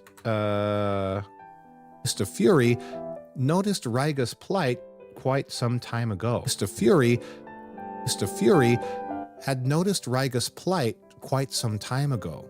Sidebar, I initially thought this was a reference to the Caravaneer from Monster Hunter 4, but realized that the game didn't come out until a year after the manga was published. Maybe the manga was published. Maybe the game drew inspiration from the book. Now, with someone at least familiar to him, now that there was someone at least familiar to him, okay.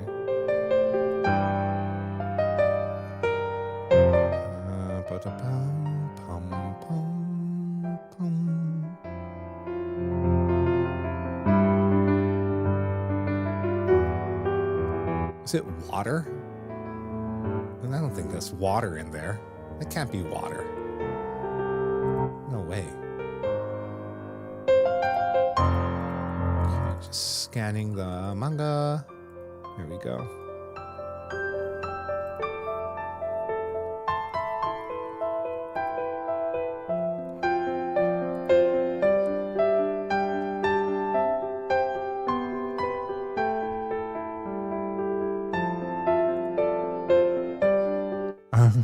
It is filled with water. Okay.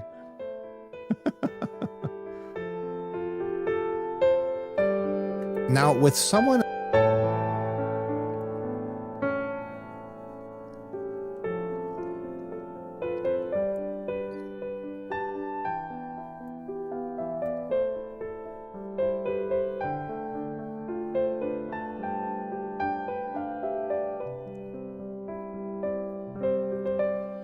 from the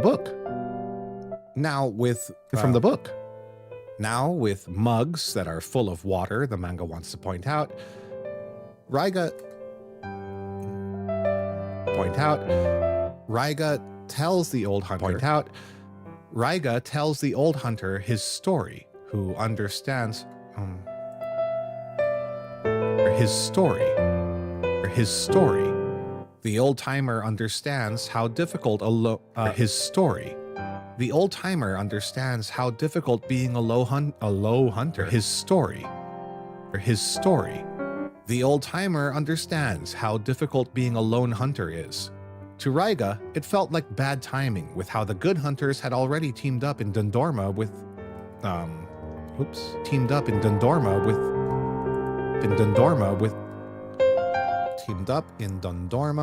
had already teamed up in Dundorma like the longsword wielding twins. Even then, there are some solo hunters like the demon who is active all the time in the area.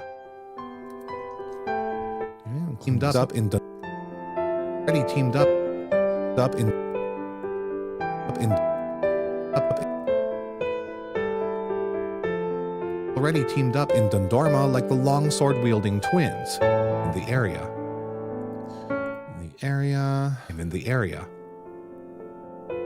Knowing that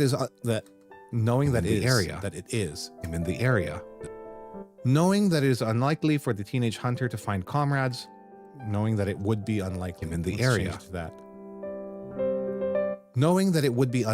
for the teenage hunter to find comrades, the old man puts his fist on his palm as he has an idea. As he forms an idea.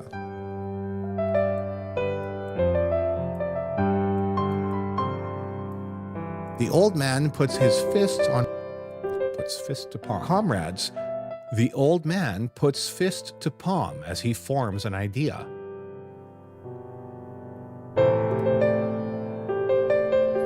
The old hunter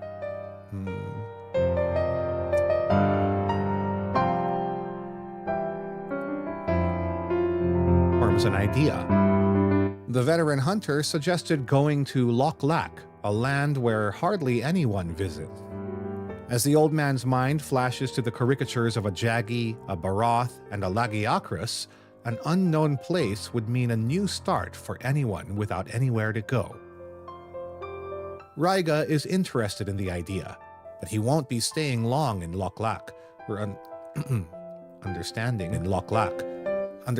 that he has things to do back in Dundorma. As the old man tips his hat goodbye, he tells Raiga that a group is departing in the morning, advising the young hunter that exploring the world would do him good. Let's do a little YouTuber reference here. He tells Raiga, as the old man tips his hat goodbye. Okay, let's do a little YouTuber reference here. As the old man pulls a Rurikon and tips his hat in goodbye.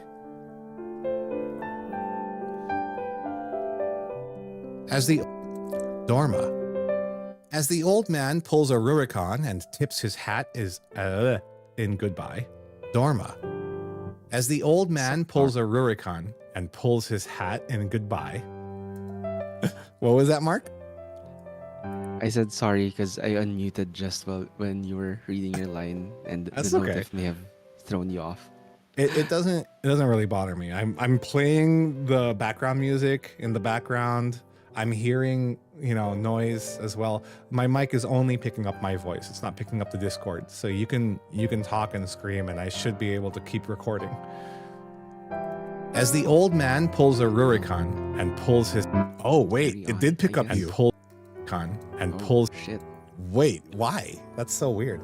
No, you just talked again. Never mind. And pulls his... Yeah, it's fine. As the old man pulls a Rurikon and pulls his... Wait, some weird thing did happen. Rurikon and pulls a Rurikon and pulls his... I'm just going to re-record this. Where did I leave it?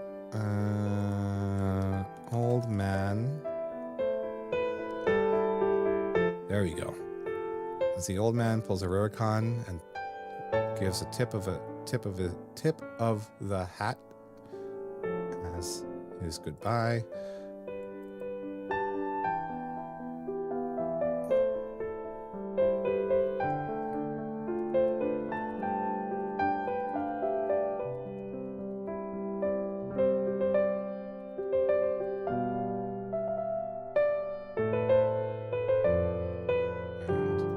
As the old man, I'm just writing this down so I don't trip over my tongue. Gestures with the tip of the hat. As the okay, Dorma. As the old man pulls a Rurikon and gestures a goodbye with the tip of the hat, he tells Raiga that a group is departing in the morning, advising the young hunter that exploring the world would do him good. The world would do him good. Do him some good. As the old... There we go. Back in Dundorma. As the old man pulls a Rurikon and gestures a goodbye with the tip of the hat, he tells Raiga that a group is departing in the morning, advising the young hunter that exploring the world would do him good. Would do him some good. Exploring the world would do him some good. Yuck. Exploring the world. Like how I said exploring the world would do him some good. Okay, that's better. Next. Some good. However, our hero, the teenage hunter, is now holding on to a large sack as he passes through the busy streets of Dundorma, nervous that he overslept.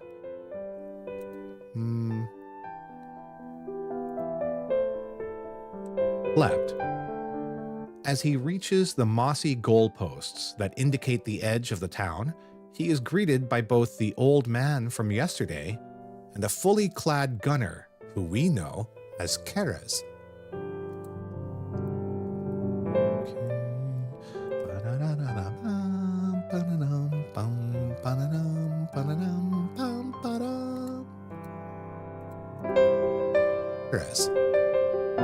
Raiga apologizes for the delay, while the gunner reminds him that he was supposed to be there earlier. Curious, the greatsword hunter asks who this guy is, as it turns out that Keres will join him. Oh, okay. Curious, as it turns As it turns out, Keres will join him in going to Lochlak. Raiga is happy by the prospect of a new partner, whereas Keres is doubting the old man's decision on wanting to hunt with the other hunter. The old man just states that since they're both from Dundorma, it'd be easier if they teamed up. However, to Keres, hunting together means trusting someone else with his life, something he can't trust Raiga for being late. Let's re-kajigger that sentence. Something he can't trust Raiga with.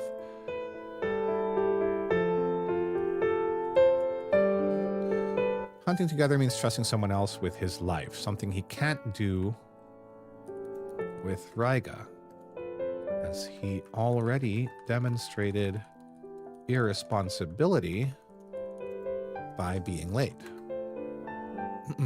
Reading ahead a little bit, Raiga eases his mind and introduces himself as someone training to be a great hunter. The gunner thinks he's all bark, as Raiga reminds Keres that he's also the same hunter rank.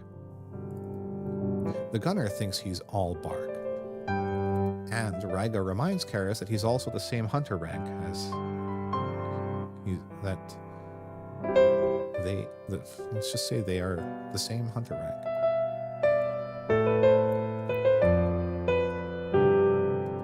Both are the same hunter rank. Even then, Keres admits that he's taking his chance to train seriously, something he doesn't see in Raiga, who berates him. This writer. Who retorts that he's also serious about training in Lochlak.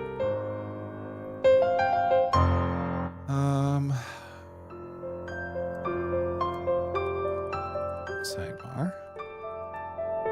It's cool to see hunter rank. Real stakes.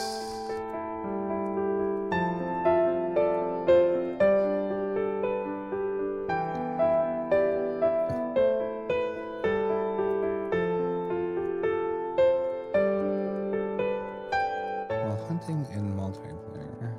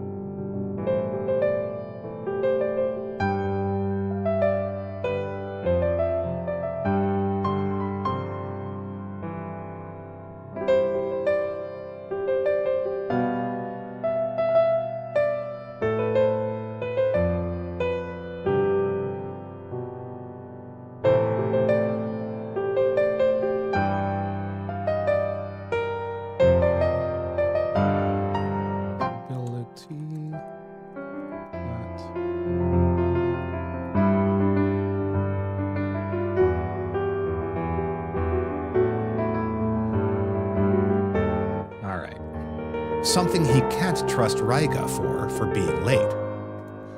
I think I wanted to change that, right? Hunting together means trusting something else with his life. Trusting someone else with his life.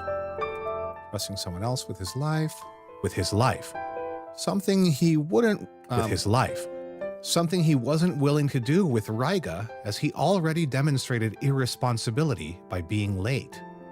Raiga eases his mind and introduces himself as someone training to be a great hunter. The gunner thinks he's all bark, and Raiga reminds Karras that they both are the same hunter rank. Even then, Karras admits that he's taking this chance to train seriously. Even then, Karras admits that he's taking this chance to train seriously. Seriously. Which is a quality he doesn't see in Raiga, who retorts that he's also serious about training in Loklak. Sidebar, have you ever felt Sidebar, have you ever felt like you were putting your life in the hands of a fellow hunter in a co-op session? It's easy to forget how indomitable our in-game hunters are, but we have to keep in mind that the hunters we play as in the games are among the most elite and legendary examples of humanity in their entire world. These manga characters, by comparison, are regular schmoes, and it shows in how seriously they take hunter rank and gear. While we players try to mix and match the most eye-catching armor sets in the name of fashion hunting, the normie hunters as depicted in the manga hunting, the normie hunters as depicted in the manga the normie hunters as depicted in the manga need to consider the very real possibility that a poor choice of equipment could cost them their lives. Back to the story, the two argue how they won't be able to get along and are already planning to find someone else once they reach Loklak. The old man, Loklak. The old man, I forgot a word. Planning to find someone else, planning in their minds, are already planning in their minds how to find someone else once they reach Loklak.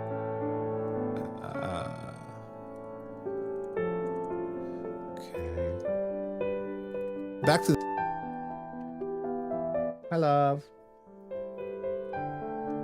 Back to the story. The two argue how they won't be able to get along and are already planning in their minds to find someone else once they reach Loklak. The old man, however, calmly introduces Karras to Raiga in the former's stead, saying that they should get along better since they'll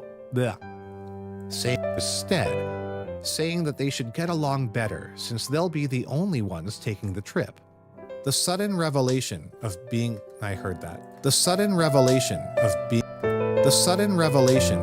yep, that was very loud. The trip. The sudden revelation of being the only passengers on the ship shocks the two as they finally board the ship to Loklak. Of course, it wasn't free of a trip. What? The only ones taking the trip. The sudden revelation of being it wasn't free of a trip as the two hunters were in there. Okay. Loklak. Of course, this wasn't a free trip, as the two hunters, wearing their inner casual clothes that you can see when you create your character in the games, wash the ship's decks on a sunny day, their arguing continuing as one thinks the other didn't do their job right. Their arguing continues as one thinks the other didn't do their job right. Well, at least they agree they won't be able to get along on the Okay, love. It's the last sentence. Okay, it's the last sentence? Yeah, it's the last sentence and we can vacuum. Okay. The other didn't do their job right.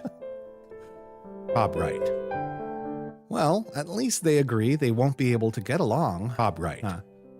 Well, at least they agree that they won't be able to get along on the trip. And that will bring us to chapter 2 at the start of the next video. Okay, all done. I'm gonna let Trish vacuum first and help her out there with that, and then continue the stream and this recording session afterwards. I'll probably do the ABCs and give myself a break from reading the manga script. Okie That was dokie. well done. You think? Wow. Thank you. Yeah. You sound great. Thank you. I think I'll read in this tone at this pitch for the Monster Hunter ABCs as well, because when I when I read with my low voice, it's so bassy. So it might meld with your bass cover a little bit better. Oh well, yeah. Let's try different stuff out. But yeah, yeah. No. Let me know like for what. So wait, the ABCs are gonna be the one that uses the what I'm making.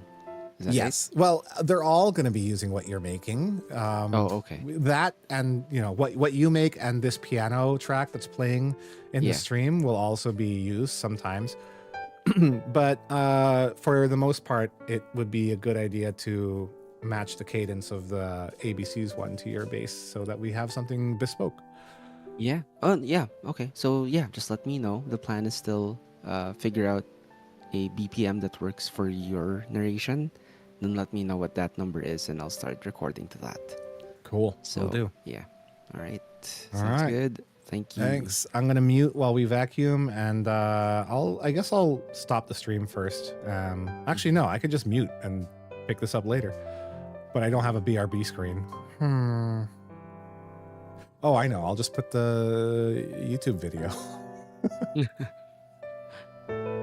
There, full screen this. There you go. All right, cool. See you later. All right. See ya.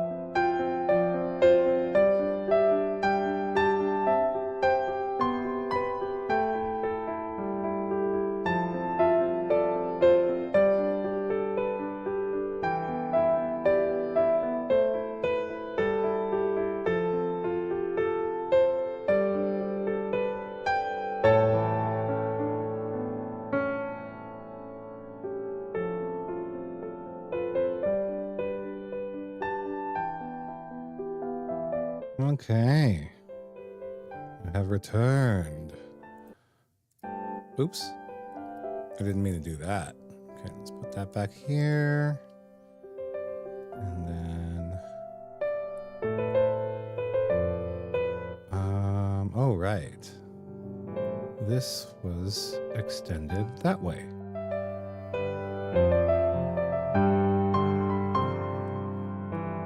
There, reset transform. Thank goodness for keyboard shortcuts.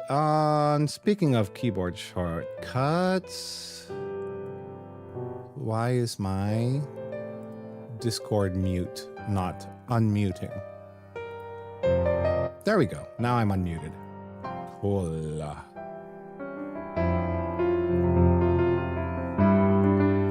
All right, let's get back into reading some scriptos. I'm going to put this one to rest for now. And let's read ABCs of Monster Hunter. Monhun, ABCs of Monhun. Here we go. Huge angry pickle. Okay. Of course, the one that I unmute on is Huge Angry Pickle. Oh dear. Oh my. We can rename this track to Original Read. Excuse my sinuses. I'm so sorry.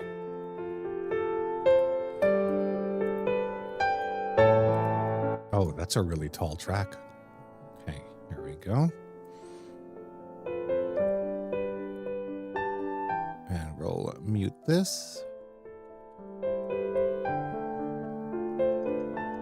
Oh dear, I didn't want to overwrite that. I want to arm that recording and disarm this one. Testing 1 2 3. Testing 1 2 1 2 3. Mic check. Testing. Okay, that works.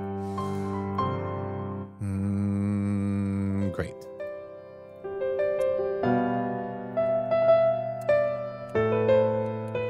I am going to mute the background music for myself. You guys should still be able to hear it. But I'm going to mute the background music for myself. Just so I can listen to a metronome. That's what it's called, right?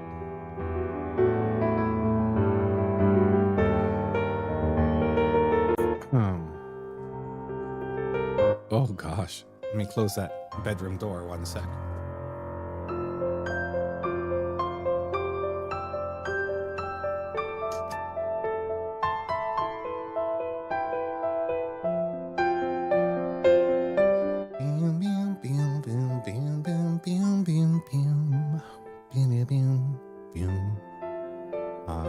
Oh, and I shall change the titles for stream. ABCs of Monster Hunter voiceover recording. Change it for both Twitch and YouTube. Update all titles. And we'll verify if they have indeed been updated. There we go. Yeah. Yeah.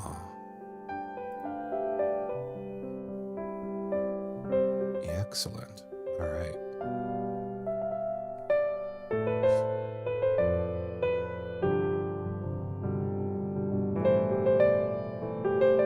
Where's my script?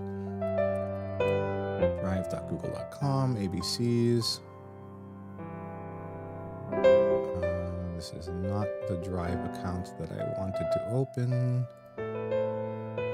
There we go. I should open the extended ABCs of Monster Hunter because I made some changes to all of the starting letters. Actually, we can do some script writing too. There's not a lot of cues, or like not a lot of monster choices with cues. Let's look at the Monster Hunter list of monsters. I don't like Monster Hunter Wiki, but I mean, a few others have listed all of the monsters. Go to next. Where are we at for the cues? I know Kurapeko. And that's about it. Oh, Chematris. Chematris, and the Curios. Oh, that's a good one too. Sakura Peko, Chematris, and the Curios. What about it's Monster Hunter fandom, monsterhunter.com. Here's monsterhunter.com and their monster list. Use necessary cookies only. Yeah, Kurapeko is there. Oh, this is for stories. Right. Okay. That's fine. All monsters in Monster Hunter World and Iceborne. That's not going to be good enough because there are no Q monsters in World or Iceborne. Even the small monsters. I guess Curio counts as the small monster too. Wait, is Aptonoth here in A? Apsaros is here. Apsaros is here, but Aptonoth... Oh, there it is. It's at the bottom. Okay, so this is a list of all monsters, great and small. And I've only got 3 to work with for the Qs. So I will make something up, I guess. Q is for Kurapeko, the Mimicking Songbird. Yep. And then Chematris. I've never fought this because it was only in Monster Hunter... where? Monster Hunter Wilds. Oh. So nobody's ever fought this yet. Hey, we got a new Q monster. Spoilers. Okay, what can this guy do? We don't have anything to go on. It's a brand new monster. Quemar, to burn in Spanish, and cockatrice. The name Chematris. So it's Chematris. Okie dokie. Chematris's most defining trait is the flammable oil it emits from its tail. So it's like, it looks like an uragan. Actually, it doesn't look like an uragan at all. Where's its J. Leno chin? So it's just got a big butt. She's got junk in that trunk. Oily junk, which she can ignite. Chematris can sweep its tail across the ground to create large waves of fire to burn its enemies. It is known for being rather aggressive and has a tendency to fight smaller monsters over carrion. Waddle. It looks like a cockatrice because of the waddle. Okay.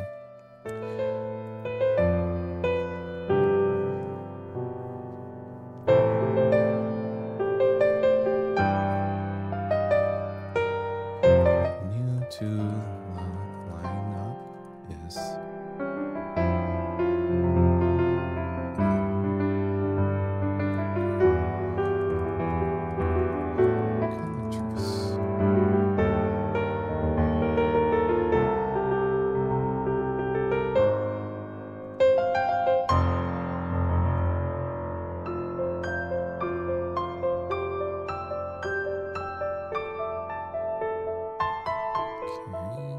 Chematris is oily oil.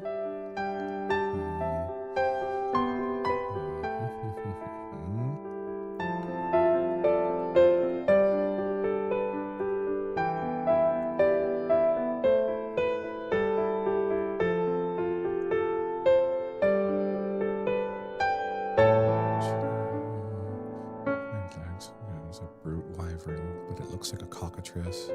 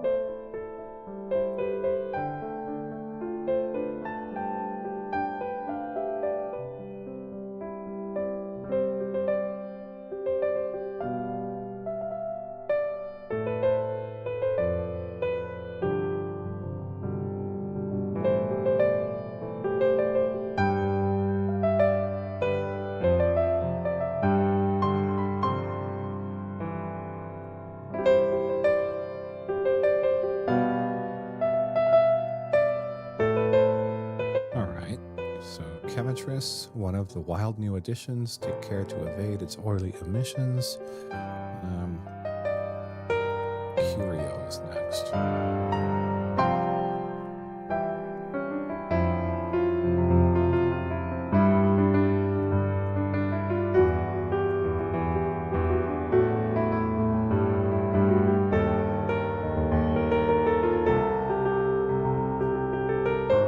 Let's see. Curios.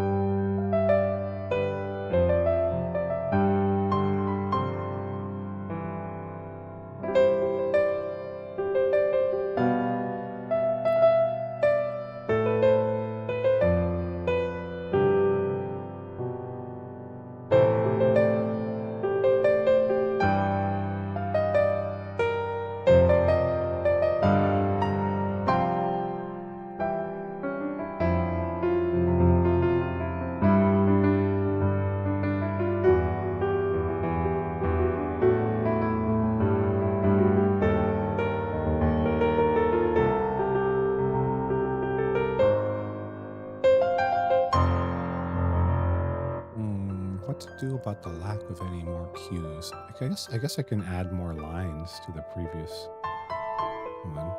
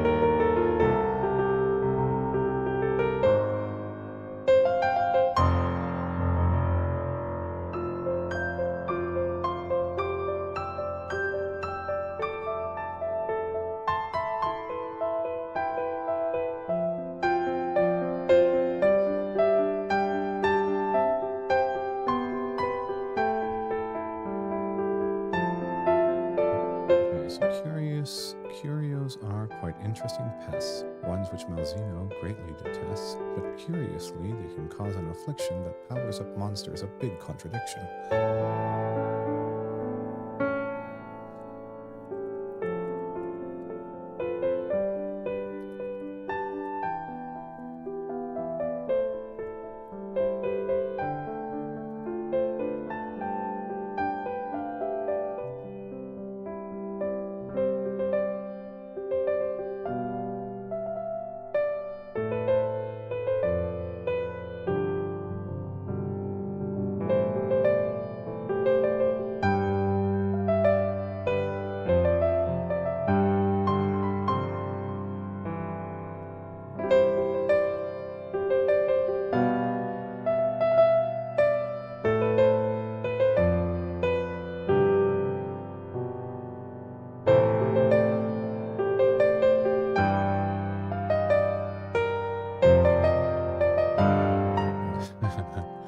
There are not enough monsters that start with a Q, so the last one is quest, the thing hunters do.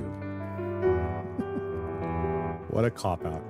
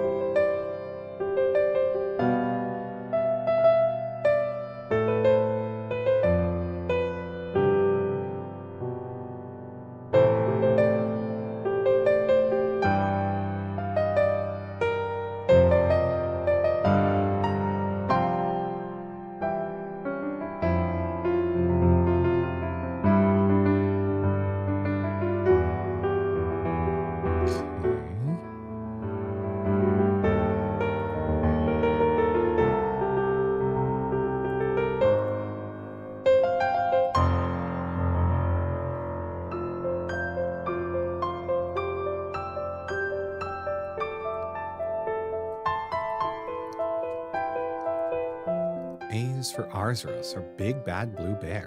If you've got honey with you, be ready to share. B is for Basil Goose, swooping in from above. Its bombastic gifts are sent with much love. I want a metronome. I actually have a metronome here. I just don't know how to use it. So if I set my BPM, will this affect the metronome? Let's see. What is your question about the metronome again? On Reaper, how do I change the BPM of the metronome? Do I just change the BPM down here of the whole track? All right. At the bottom? What do you want to do? Before you change the BPM of the whole track, all of your items, all of the recorded audio you have, you need to click on all those clips. Press F2 to bring up item properties.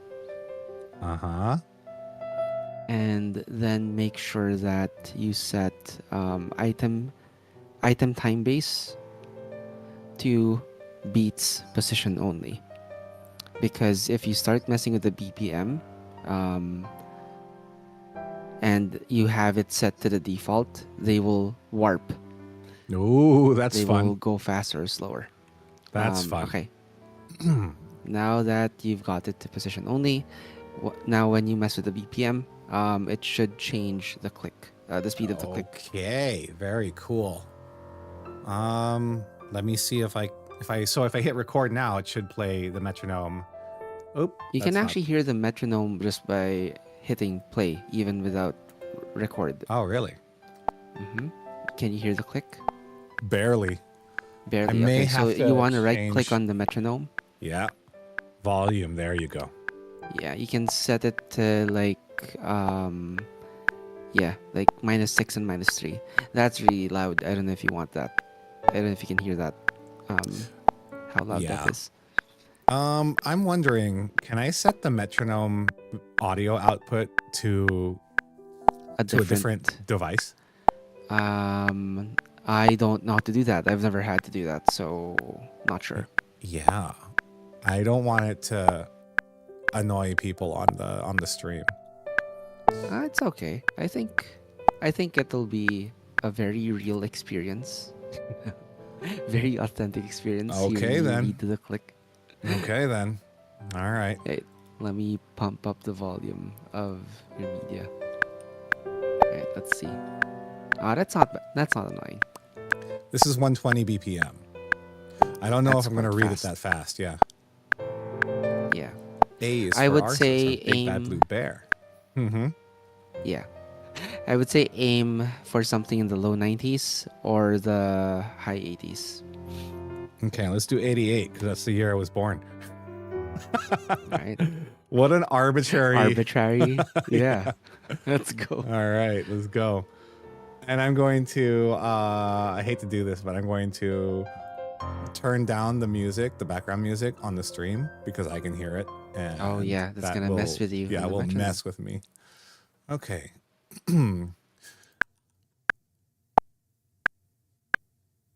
That's really slow. Let's see if I can make this sound good. Where'd my script go? Oh, right. A is for Arzuros, our big bad blue bear. If you've got honey with you, be ready to share. That was not in time with the beat that I've set. So let's do this again and quickly forget.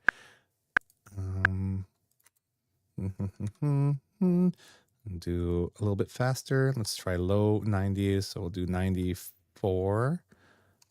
Okay.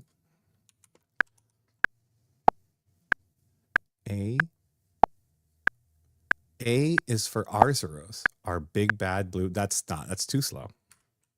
My read. Okay. I'm tapping on my desk to help too. That does help. A is for Arzuros, our big bad blue bear. If you've got honey with you, be ready to share. Almost. Let's make it a little bit faster. 99. No, that's basically 120. I don't know how you feel about hearing that, Mark. 99 is basically 120. In what world?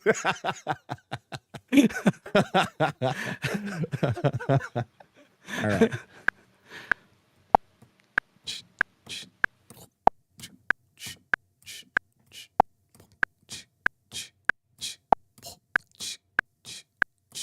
A is for Arzaros, our big bad blue bear. I'm lagging behind, like I just don't care.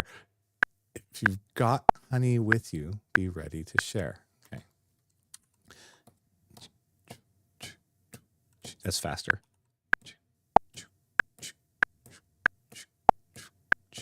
A is for Arzaros, our big bad blue bear. If you've got honey with you, be ready to share. B is for Basil Goose, swooping in from above. Its bombastic gifts are sent with much love. C is for Camellios, whom you can't see at all, but it certainly spies you with its uncanny eyeball. D is for Deviljho, whose mood's ever fickle. Does it remind you of a... Oh, I didn't change this. Hold on. Does it remind you of a huge angry pickle? E is for Espinas, whose triple threat breath makes getting hit feel like a fate worse than death. F's for Fatalis, the black dragon. Nope. F's for Fatalis, the black dragon trades bane. Little is known of the fearsome black flame. I'm not feeling it, man. Maybe if I go up to 100, let's see. Okay. I'll continue. Is it feeling too slow for you? It's feeling like now I have to stick to a beat. Whereas before, it just felt natural. I mean, but that's what we were trying to do. So I don't know what to say. It's just experimenting. Yeah, it's experimenting. Just experimenting. G is for Gammoth, an elephantine beast, protecting her young from becoming Tigrex's feast. I can't make that work. I have to make the whole sentence shorter. An elephantine beast, keeping her young.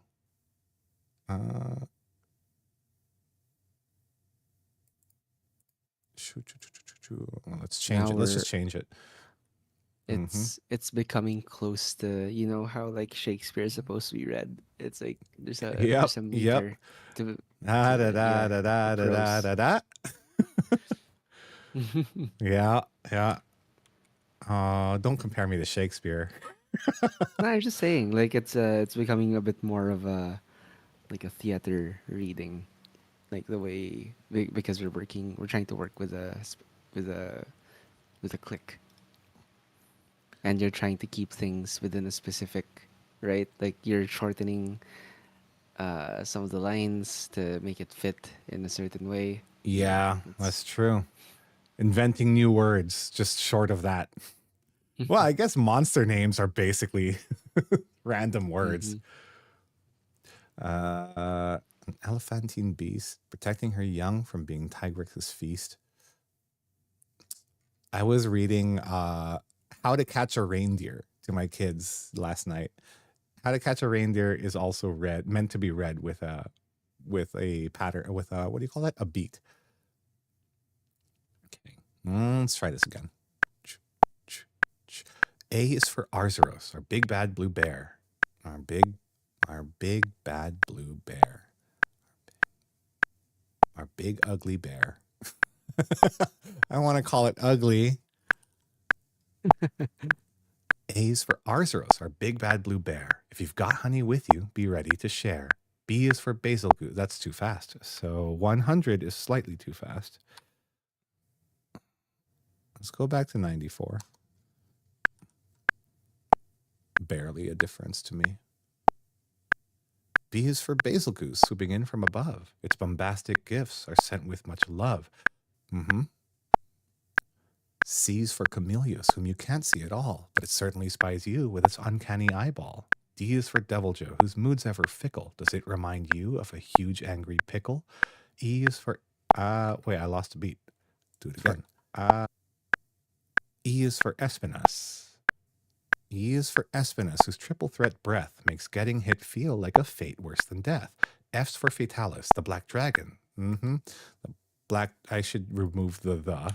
Black dragon, Shrade's Bane. There, that will make it easier. Okay. F's for Fatalis, Black Dragon, Trades Bane. Little is known of the fearsome Black Flame. What's wrong with my tongue? I can't move it now. You got this. Have you seen the extended script? The extended ABCs of Monster Hunter No, script? Bro, I haven't. I went hard on this list of ABCs for Monster Hunter. I am Oh so man. proud of myself about this. Let me ignore the beat and just like read to you. Yeah. Okay. Yeah. Okay. Let's ignore the beat. I'll turn off the metronome so it doesn't trip me up. But we'll try that again later. Okay. A is for Arzros, our big blat. A is for Artheros, our big bad blue bear. If you've got honey with you, be ready to share. It can also be Arkveld, who whips out these chains that drain all one's juice till nothing remains. Almadron lurks in the mud, big surprise, almost exactly as its name implies. But what of Astalos, the insect-like zapper, with pearlescent wings that look very dapper? Agnactor, Acantor, and Anjanath too, or Acnosam, Alatrion, and of course Amatsu. The A's are amazing. Awesome, almighty. So let's move on to B while there's still time, alrighty? B is for Basil Goose swooping in from above. Its bombastic gifts are sent with much love. Brachidio's packs blast jelly fists and is the subject of Sophia's one-sided tryst. Wait, I need to change that. And is a subject of Sophia's one-sided tryst. Black Diablos, Black Gravios, Black Veil, Valhazak are technically bees if you've got writer's block. Balahara, now that's another new name. It's the slippery sandworm in the wild new game. Bishaten, Banbaro, Baroth, Buldrome. Brute Wyvern is their taxonomical home. That's 10 for the A's and 10 for the B's. I wonder how many we'll name in the C's. C's for Chameleos, whom you can't see at all, but it certainly spies you with its uncanny eyeball. One we've not seen in quite a long while is Cetus or Ceadus from below Mogul Isle. The new C in Wilds is poor Chetacabra, dying faster than one can say abracadabra. Cephadrome is yet another sand swimmer. Though diamond-shaped, its head does not glimmer. Congalala is one who lives in our hearts, partly thanks to its malodorous breath. That's it for the colorful, crazyful C's. Up next are the dreadfully devious D's. D is for Devil Joe, whose mood's ever fickle. Does it remind you of a huge angry pickle? Doshiguma is next. They travel in packs. They'll gang up on you when the alpha attacks. Few can match Darren Moran, the huge whale, but some, such as Dalamadur, will outscale. Daimyo Hermitar wears the skull of Monoblos, which segues quite nicely to its kin Diablos. Duramburos is called an absolute brute, while some people think Dodogama is cute. Dire Morales, last but not least of the D's. Oh wait, Dire Morales, last but not least of the D's. It's scary, so let's move along to the E's. E is for Espinas, whose triple threat breath makes getting hit feel like a fate worse than death. Elzelian's a beast from a far-flung frontier. Its icy hot horns are something to fear. Eogarudius from where few dared to explore. Hold on. Eogarudius my brain's not working anymore. Eogarudius from where few dared to explore. Hold on, didn't I make this pun just before? Well, here's one more joke to add to this story. Epona appears in all of her glory. Bringing us back online with the lore, Estrelian the Star Wyvern settles the score. E's also for end, which is where we are now. But up next is F, so onward we plow. F's for Fatalis, Black Dragon, Shrade's Bane. Little is known of the fearsome Black Flame. Farunoku are shockingly vibrant and showy. Their electric projectiles are dangerously glowy. Similarly, Forokururu is quite vivid, but its status affliction drives hunters quite livid. Now the F group is full of subspecies and variants like Flaming and Fulgur and other such laureates. So allow me to mention our favorite Linians, the felines, our friendly bipedal cat minions. F is the one I hate the most, honestly.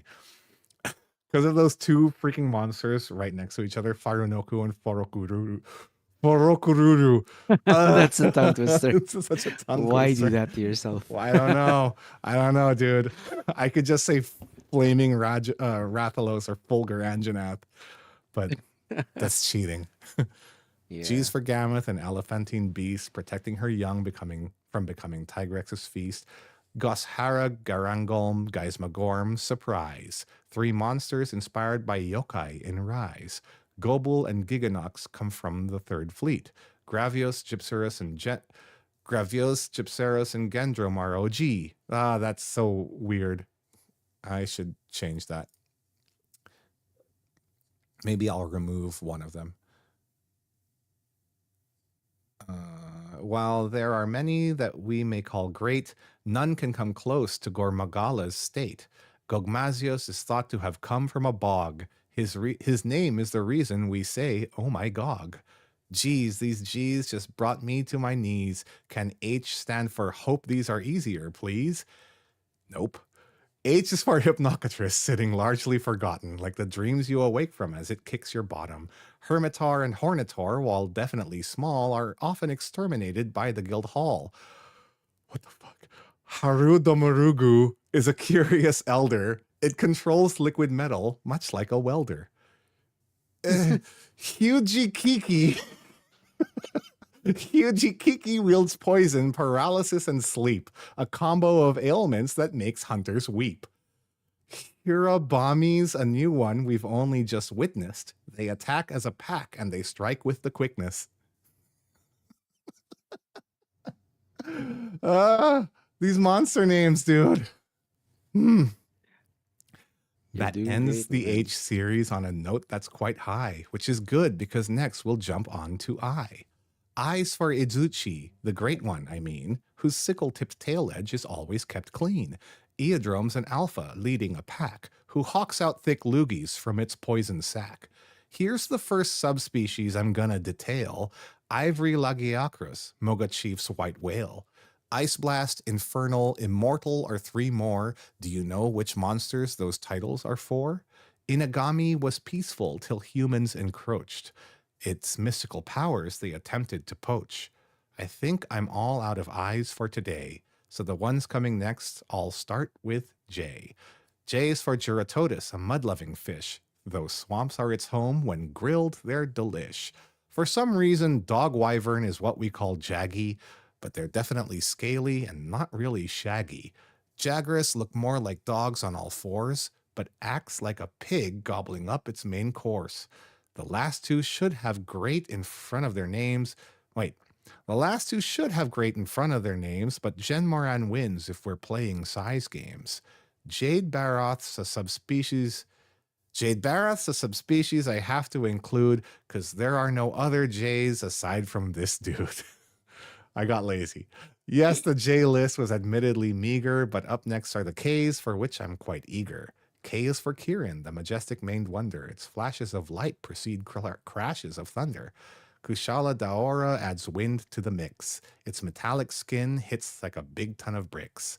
Kechawacha can fold its ears over its face, while Kulu Yaku drops eggs all over the place. I need to fix that. It was really messy. The loathsome Kezu is hard to describe. Let's just say it's creepy and gives off a weird vibe. Kulvtaroth is gilded in literal gold, but her predisposition to flee does get old. I think we handled our K-list quite well. Let's see if we do just as good in list L. L's for Lala Barina, a new spider. It takes courage and skill to go dancing beside her. Lunagaran and Lunastra, both themed after the moon, but one is a werewolf and the other goes boom. Lavasioth and Lagombi come from opposing biomes. Firefish and ice bunnies need different homes. Lagiacrus and Legiana share beige and blue schemes, but one swims in water and the other just screams.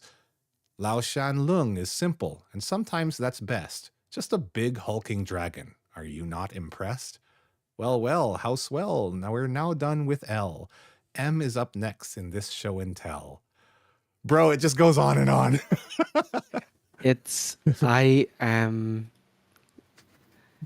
I mean, I honestly thought when you're gonna do the ABCs, it's gonna be one one Yeah. monster per letter, but the fact that you've just gone all in, holy Dude. shit. Honestly, I thought I was just going to do one letter at a time too. And then I got to the point where like, oh, but I should have said this monster and I should have used that monster. So I'm like, fuck it. I'll just use them all. Use them all. Mm-hmm. Gotta use them all. Gotta use them all. I realized the other day that there is a top level domain name, .monster. What? Really? Yeah, .monster. So I That's guess if it's available, we could get hunter.monster. Yeah. Oh, it's probably taken though. I mean, I would expect. Yeah. You never know, actually. I gotta fix these lines, reading them out loud. I guess my mind was cooked when I wrote some of these because they made sense at the time. They don't roll off the tongue as well No. in hindsight. Yeah. The A's, B's, and C's are cool. And then it starts to just get weird from there. Yeah. Yeah. Well, Dang it. self-editing stuff. Yeah. And I'm sorry because that doesn't really help you. We were it's trying to okay. figure out a BPM. Yeah. A tempo. If it doesn't work for you, then at least we know it doesn't work for you. Like for how you want. Yeah, maybe we shouldn't force it. Yeah, you don't need to force it. It's just a suggestion.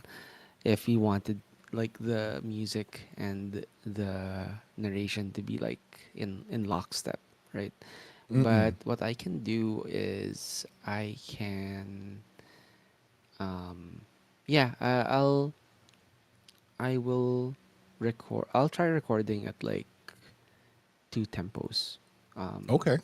One slower and one, I guess at the pace that I recorded it last time, which I think is like around 100 BPM.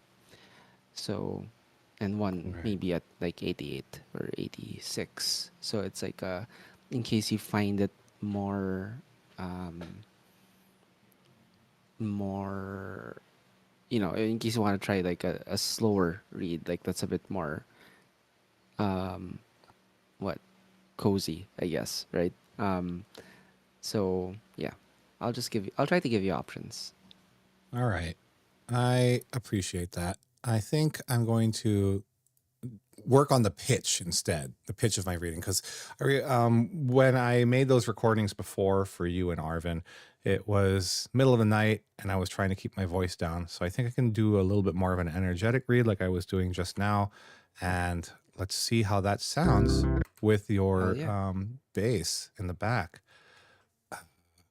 I'm going to, this is panning. Where's the volume? There you go. Volume. Just reduce that a little bit. -6. And then, where's my script again? There we go.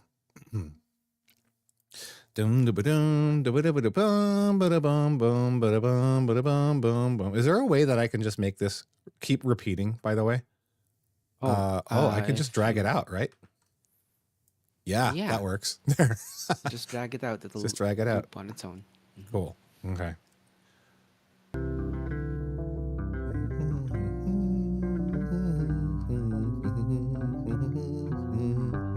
Hey everybody, it's ABC's of Monster. Oh my god. No, that's Howdy. not chill. Howdy, y'all. A is for Arzuros, our big bad blue bear. If you've got honey with you, be ready to share. B is for Basil Goose swooping in from above. Its bombastic gifts are sent with much love. D is for Devil Joe, whose mood's ever fickle. Does it remind you of a huge angry pickle? E is for Espinas, whose triple threat breath makes getting hit feel like a fate worse than death. F's for Fatalis, Black Dragon, Shrade's Bane.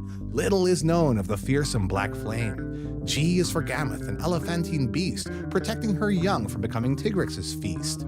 H is for Hypnocatress, sitting largely forgotten, like the dreams you awoke from as it kicks your bottom. I is for Izuchi, the great one, I mean, whose sickle-tipped tail edge is always kept clean. Why does my mic do this sometimes, by the way? Do you notice that? What? Like, no, not the skip, but so when I'm talking for an extended time, it gets a little bit muddy.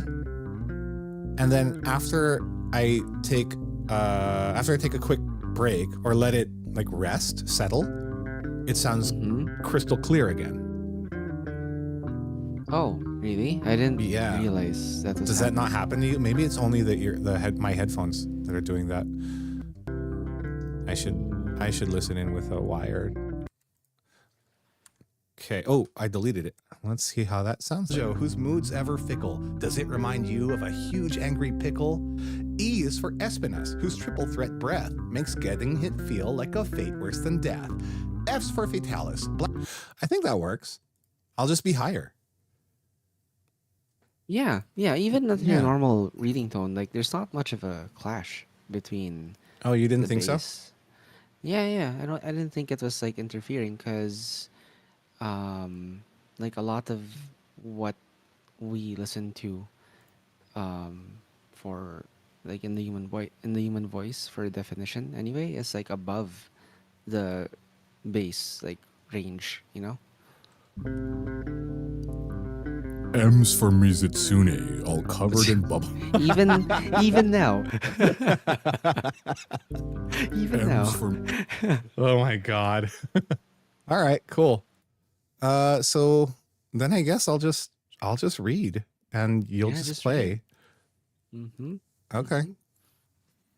All right. Then what I'll do is I'll try and finish extended ABCs of Monster Hunter because that's a lot of content. We can put out a lot of shorts with this if I can finish this. And with the shorts, I think I don't need the full thing done because this loop is short enough for a YouTube short. This one. It's like it's 40 seconds. Well, so I could start. I still wanna. I know you're gonna finish like, it for sure. in there. Yes, for sure. And I just mean that I can already start putting out content. Okay. At least in terms of the shorts. Ooh, this is so groovy, man. That was so good. Fuck you. You don't sound like a pervert when you're saying it. Christ. Sorry, that's my default state. I have perv over Monster Hunter, man. Oh my gosh. God. His name Pepe Le Pew. And now you're French. What the? This is Pepe Le Pew from Looney Tunes, I guess. None of the Zoomers understand that reference. Jeez. No. Bum ba da bum. Okay. A's for R's. It can also be Arcfell. No, I'm happy with B's up to C's. Cephadrome is yet another sand swimmer, though diamond shaped. Its head does not glimmer. D is for Devil Joe, whose mood's ever fickle. Does it remind you of a huge angry pickle? Doshagumo is next. They travel in packs. They'll gang up on you when the alpha attacks. Few can match Darren Moran, the huge whale, but some such as Dala Madur will outscale. Darren Moran is one. Okay, let's just change it to Darren Moran is quite a big whale. Darren Moran is quite a big whale, but some such as, but Dala Madur is one who, well, nope. I ruined it. Okay. It's quite a big whale. But some such as Dala Madur can outscale. Okay, that's fine. I will not let perfection be get in the way of progress. Daimyo Hermitar wears the skull. Daimyo Hermitar wears the skull of Monoblos. So if I say it like that, it sounds a little bit better. Daimyo Hermitar wears the skull of Monoblos, which segues quite nicely to its kin Diablos. Duramburos is called an absolute brute, while some people think Dodogama is cute. I should be recording this. Let's go. Delete. Get a clean recording and call this one extended. Extended read. Okay. All right. From the A's, from the top. I should have recorded earlier. I did, and then I deleted it. Why am I so stupid? Stupid, JP. Fucking stupid. A is for Arzuros, our big bad blue bear. If you've got honey with you, be ready to share. Fucking goddamn dumb, stupid JP. Oh my god. A is for, it can also, the self-loathing. I know it's sick.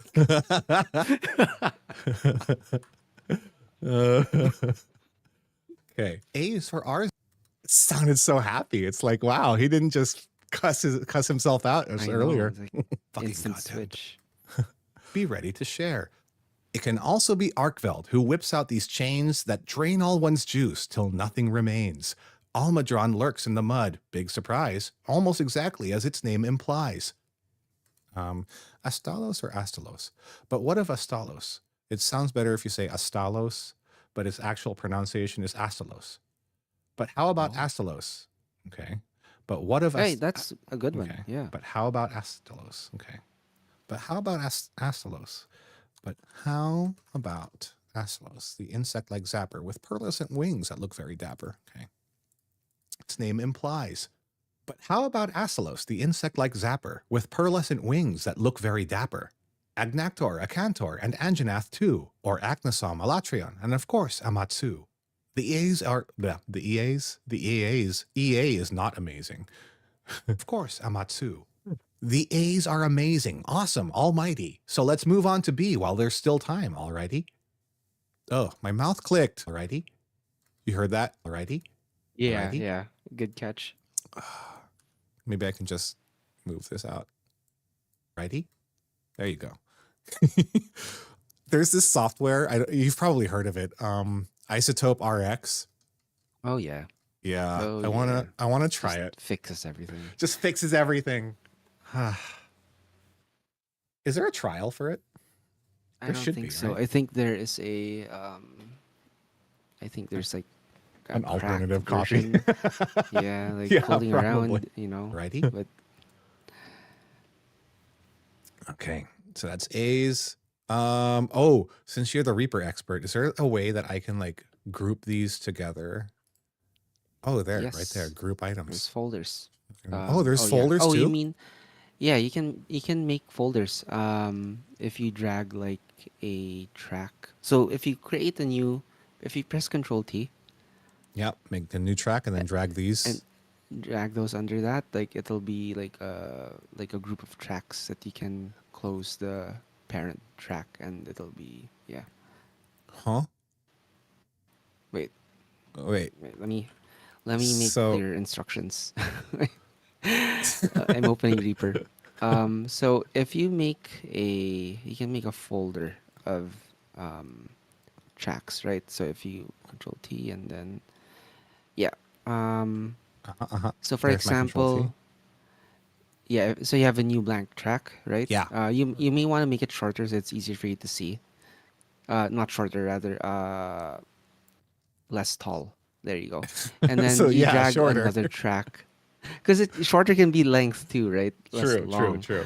So if you drag like let's say that your track 1 to it, and then you see like a shortened blue bar that is a bit Yes. drag like you want to see it shortened, like not the full length of the new one. Oh, I wonder if I changed something that lets it do it for me a lot easier. Do I need to hold Control or Alt or Shift or anything? No. Here, let me show you my screen So, oh yeah, so you can okay. see. I'll watch you. I'll watch you, and the stream's gonna watch you too.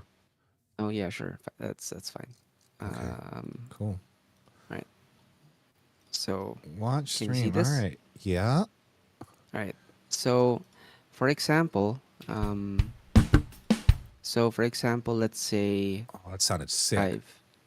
I've made this. Yeah. Like, let me delete that. Control T. I have like track number 7. I want to make this a folder for other tracks. You can see the icon change, right? To a folder. Yeah. Yeah. And then I can like drag, let's say, 5 under here as well. So if I wanted to, minimize everything, like clean up. I'm not sure why you're not able to do that. But yeah, you get the idea, right? So can you show me again from the top? So you did Right. it. So there, you're gonna press Control T right now. There. Yeah. Track 7. I'm gonna make this a folder thing. Oh, you dragged it towards the middle bar. Okay, but Yeah. I just drag down from the center of one track it did it. down. Look, I have to drag it to a Nice. very specific part. There you Oh, okay. go. Oh, there you go. Yeah. So if you wanna group stuff together, that's how you can organize it. Um, yeah. Glad you figured it out. Nice. Oh, thanks, man. No Um, problem. and then another thing I wanted to ask you. Let's say I want to just export. I'm going to Mm-hmm. remove your A share section. screen. Yeah, if I want to export just a section, what happens when I try it and do the render? What No, no, happens no. is, yeah, okay, Oh, yeah. Okay. So what you want to do is you want to make a time selection first. time Um, selection. Okay, so I'll or I'll do that. or select either time selection or clips, right? You can select clips by like control clicking, like this. Yeah. You can make a time selection by dragging along the timeline up top, like this. Uh-huh. Yep, I've done that. And then once you've done that, you can go to render or control alt R. Yep. You won't see. Wait, yeah, you won't see. Wait, let me switch the share screen. Change window, render. All right. And then So I've now we done are currently the bounds. file. Oh, okay. Okay. You don't want it to be bounds entire project. You want it to Yeah. be either time selection or um uh oh no, you can't do clips. I forgot how you do clips. I think it's you make project markers. But anyway, yeah, so you want it to be time selection.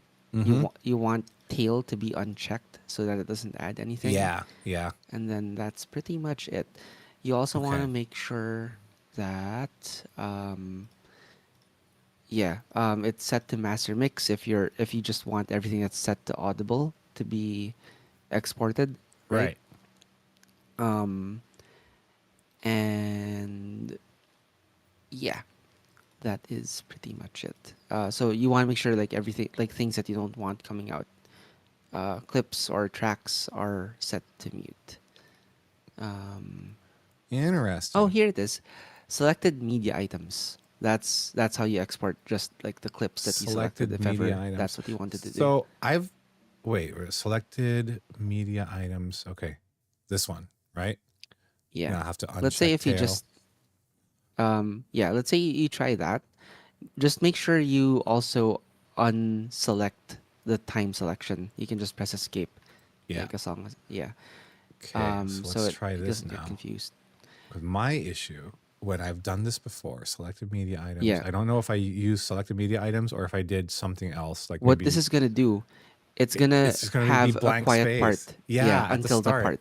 So Yeah. how do I get rid of that? You Okay, don't? so then you want to be working with time selection instead of media item selection or clip Okay. selection.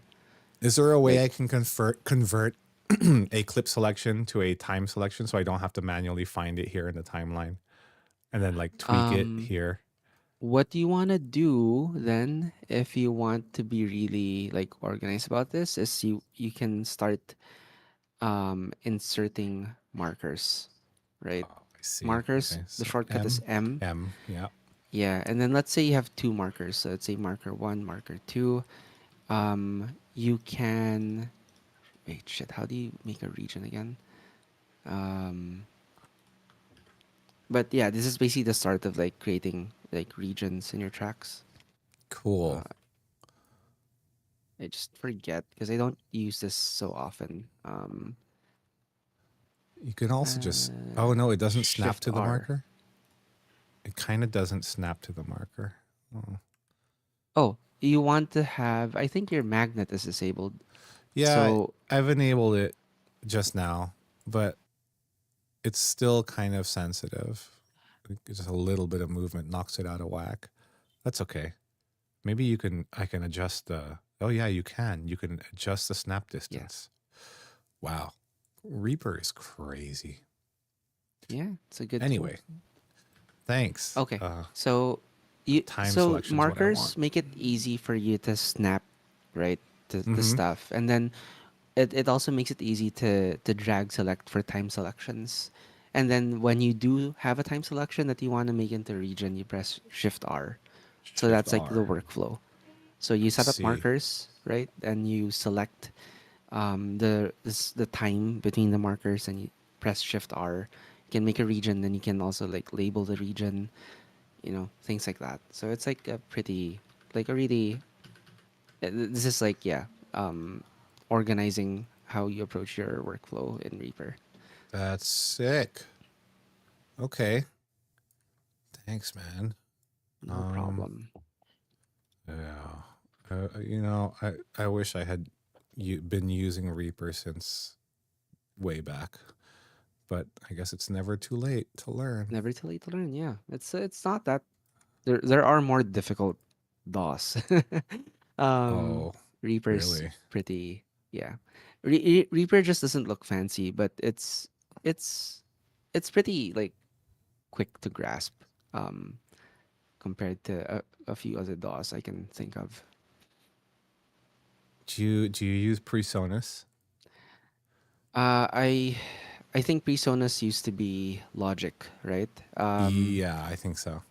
Yeah. So like I had a job before, like making like very high fidelity karaoke tracks. Like that was and we used Logic, or a version of Logic, and yeah. So I think I know my way around PreSonus based off of that, but yeah, Logic was not um easy to navigate. It was pretty tough. Man. Okay. I I think I'll do that then. I'll record all of the ones that I have, the extended ABCs, Mm-hmm. and I'll use your 40-second track for now, just so that we have content churning out on the shorts side of things. But once your actual soundtrack is ready, that's when I'll make the long form, and I'll do The it full like, one. yeah, I'll Ooh. do what I'll do first is like 4 letters at a time Right. in Then extended, and then the next 4 letters extended. right. And then you Um, can stitch them all together. Just yes, yeah, keep the everything in one track. Yeah. yeah, As exactly. you go. Cool. And then have the song loop. You know, it would be really sick. This is insane. This is an insane ask, but Mm. like if every one of these monsters had artwork, and if we could make their theme songs. we Like we what? would, yeah. That's insane. It's that's gonna be a lot of, A lot of work. a lot of work. But Yeah. if there's the option to take it a bit at a time, in the same way that you're doing a bit of the letters at a time, right? Mm-hmm. It might be doable. So it's Might not in be. one huge batch. Because I'd be learning like all of their, Yeah, I dude. guess their main motifs. Um, Pretty doesn't have to much. be like the full theme, right? If there's like a callback, that's pretty much what you're looking for. Yeah. No? Okay. And I'll be Like a honest, musical callback. I don't even know the theme songs for most of the monsters. So like it's such a low priority thing. I wouldn't even call it a priority. It's just a moonshot. Yeah, I mean, let's see. Let's see. It might be fun. And It the might trickier be. thing is incorporating it into, Yeah, because it's such a short read, like 15 seconds tops. yeah. What is this What one? I would say that might work is just transposing all of them to whatever key I'm using, right? Like this Mm, one is currently in C. So like if I transpose everything to C, it mm-mm. should work, except for certain parts, like when there's a key change, Yeah. in the, yeah, when it's not in C, then it wouldn't really work. But we'll see. We'll see how to approach that. We will. Well, don't really think about it right now. In fact, forget I said anything because it's a dumb idea. It's not. It's not. It's an We're- ambitious idea. It's not. It's bad. very ambitious, but like, where am I gonna find the artists who can do all that? Because Joa is a real good artist, but she's not doing this full time. Mhm. She can, at best, churn out one drawing a day, but even that is asking for a lot. So it would have to be several artists. Oh, maybe we can make it like a community thing later on. Once we Oh, yeah. we break, like, I don't know, 1 million followers, and we can put out and ask, hey, any artists in our community wants to revamp our, ABCs of Monster Hunter video, let us Mhm. know. Community call for, for brand new monster content. Yeah. It's worth a Would be shot. cool. We'll Would see. be That cool. would be It's very worth a cool. shot. All right. I got a split. Yeah, me I too. do have to finish work. Oh, I'm sorry. It And took it's you away okay. from work. Nah, yeah, it's pretty light. There's just like some stuff that popped up that I That's gotta good. attend to. And then yeah, I'm gonna grab lunch. Okay. I'm gonna grab Right, dinner. man? Oh, that's right, yeah. All right. Yeah. Take care. This is You fun. too. See you around, man. We can do more of this some other time. Yeah. See ya. Bye. Bye. And I'll also say goodbye to the chat. Let me turn on the music again real quick. This was a pretty quick stream. Whoa, loud. Pretty quick stream, impromptu, just working on the Monster Hunter content for the channel. Hopefully you enjoyed it. And if not, please let me know what you'd like to see. We just want to make chill Monster Hunter content for people who enjoyed the game, the lore, the characters, the art, the music, without having to get super sweaty and actually play the game. It's a channel for people who want to keep living and breathing Monster Hunter without actually putting on their armor and whipping out their weapons. All right, take care, everyone. See you next time.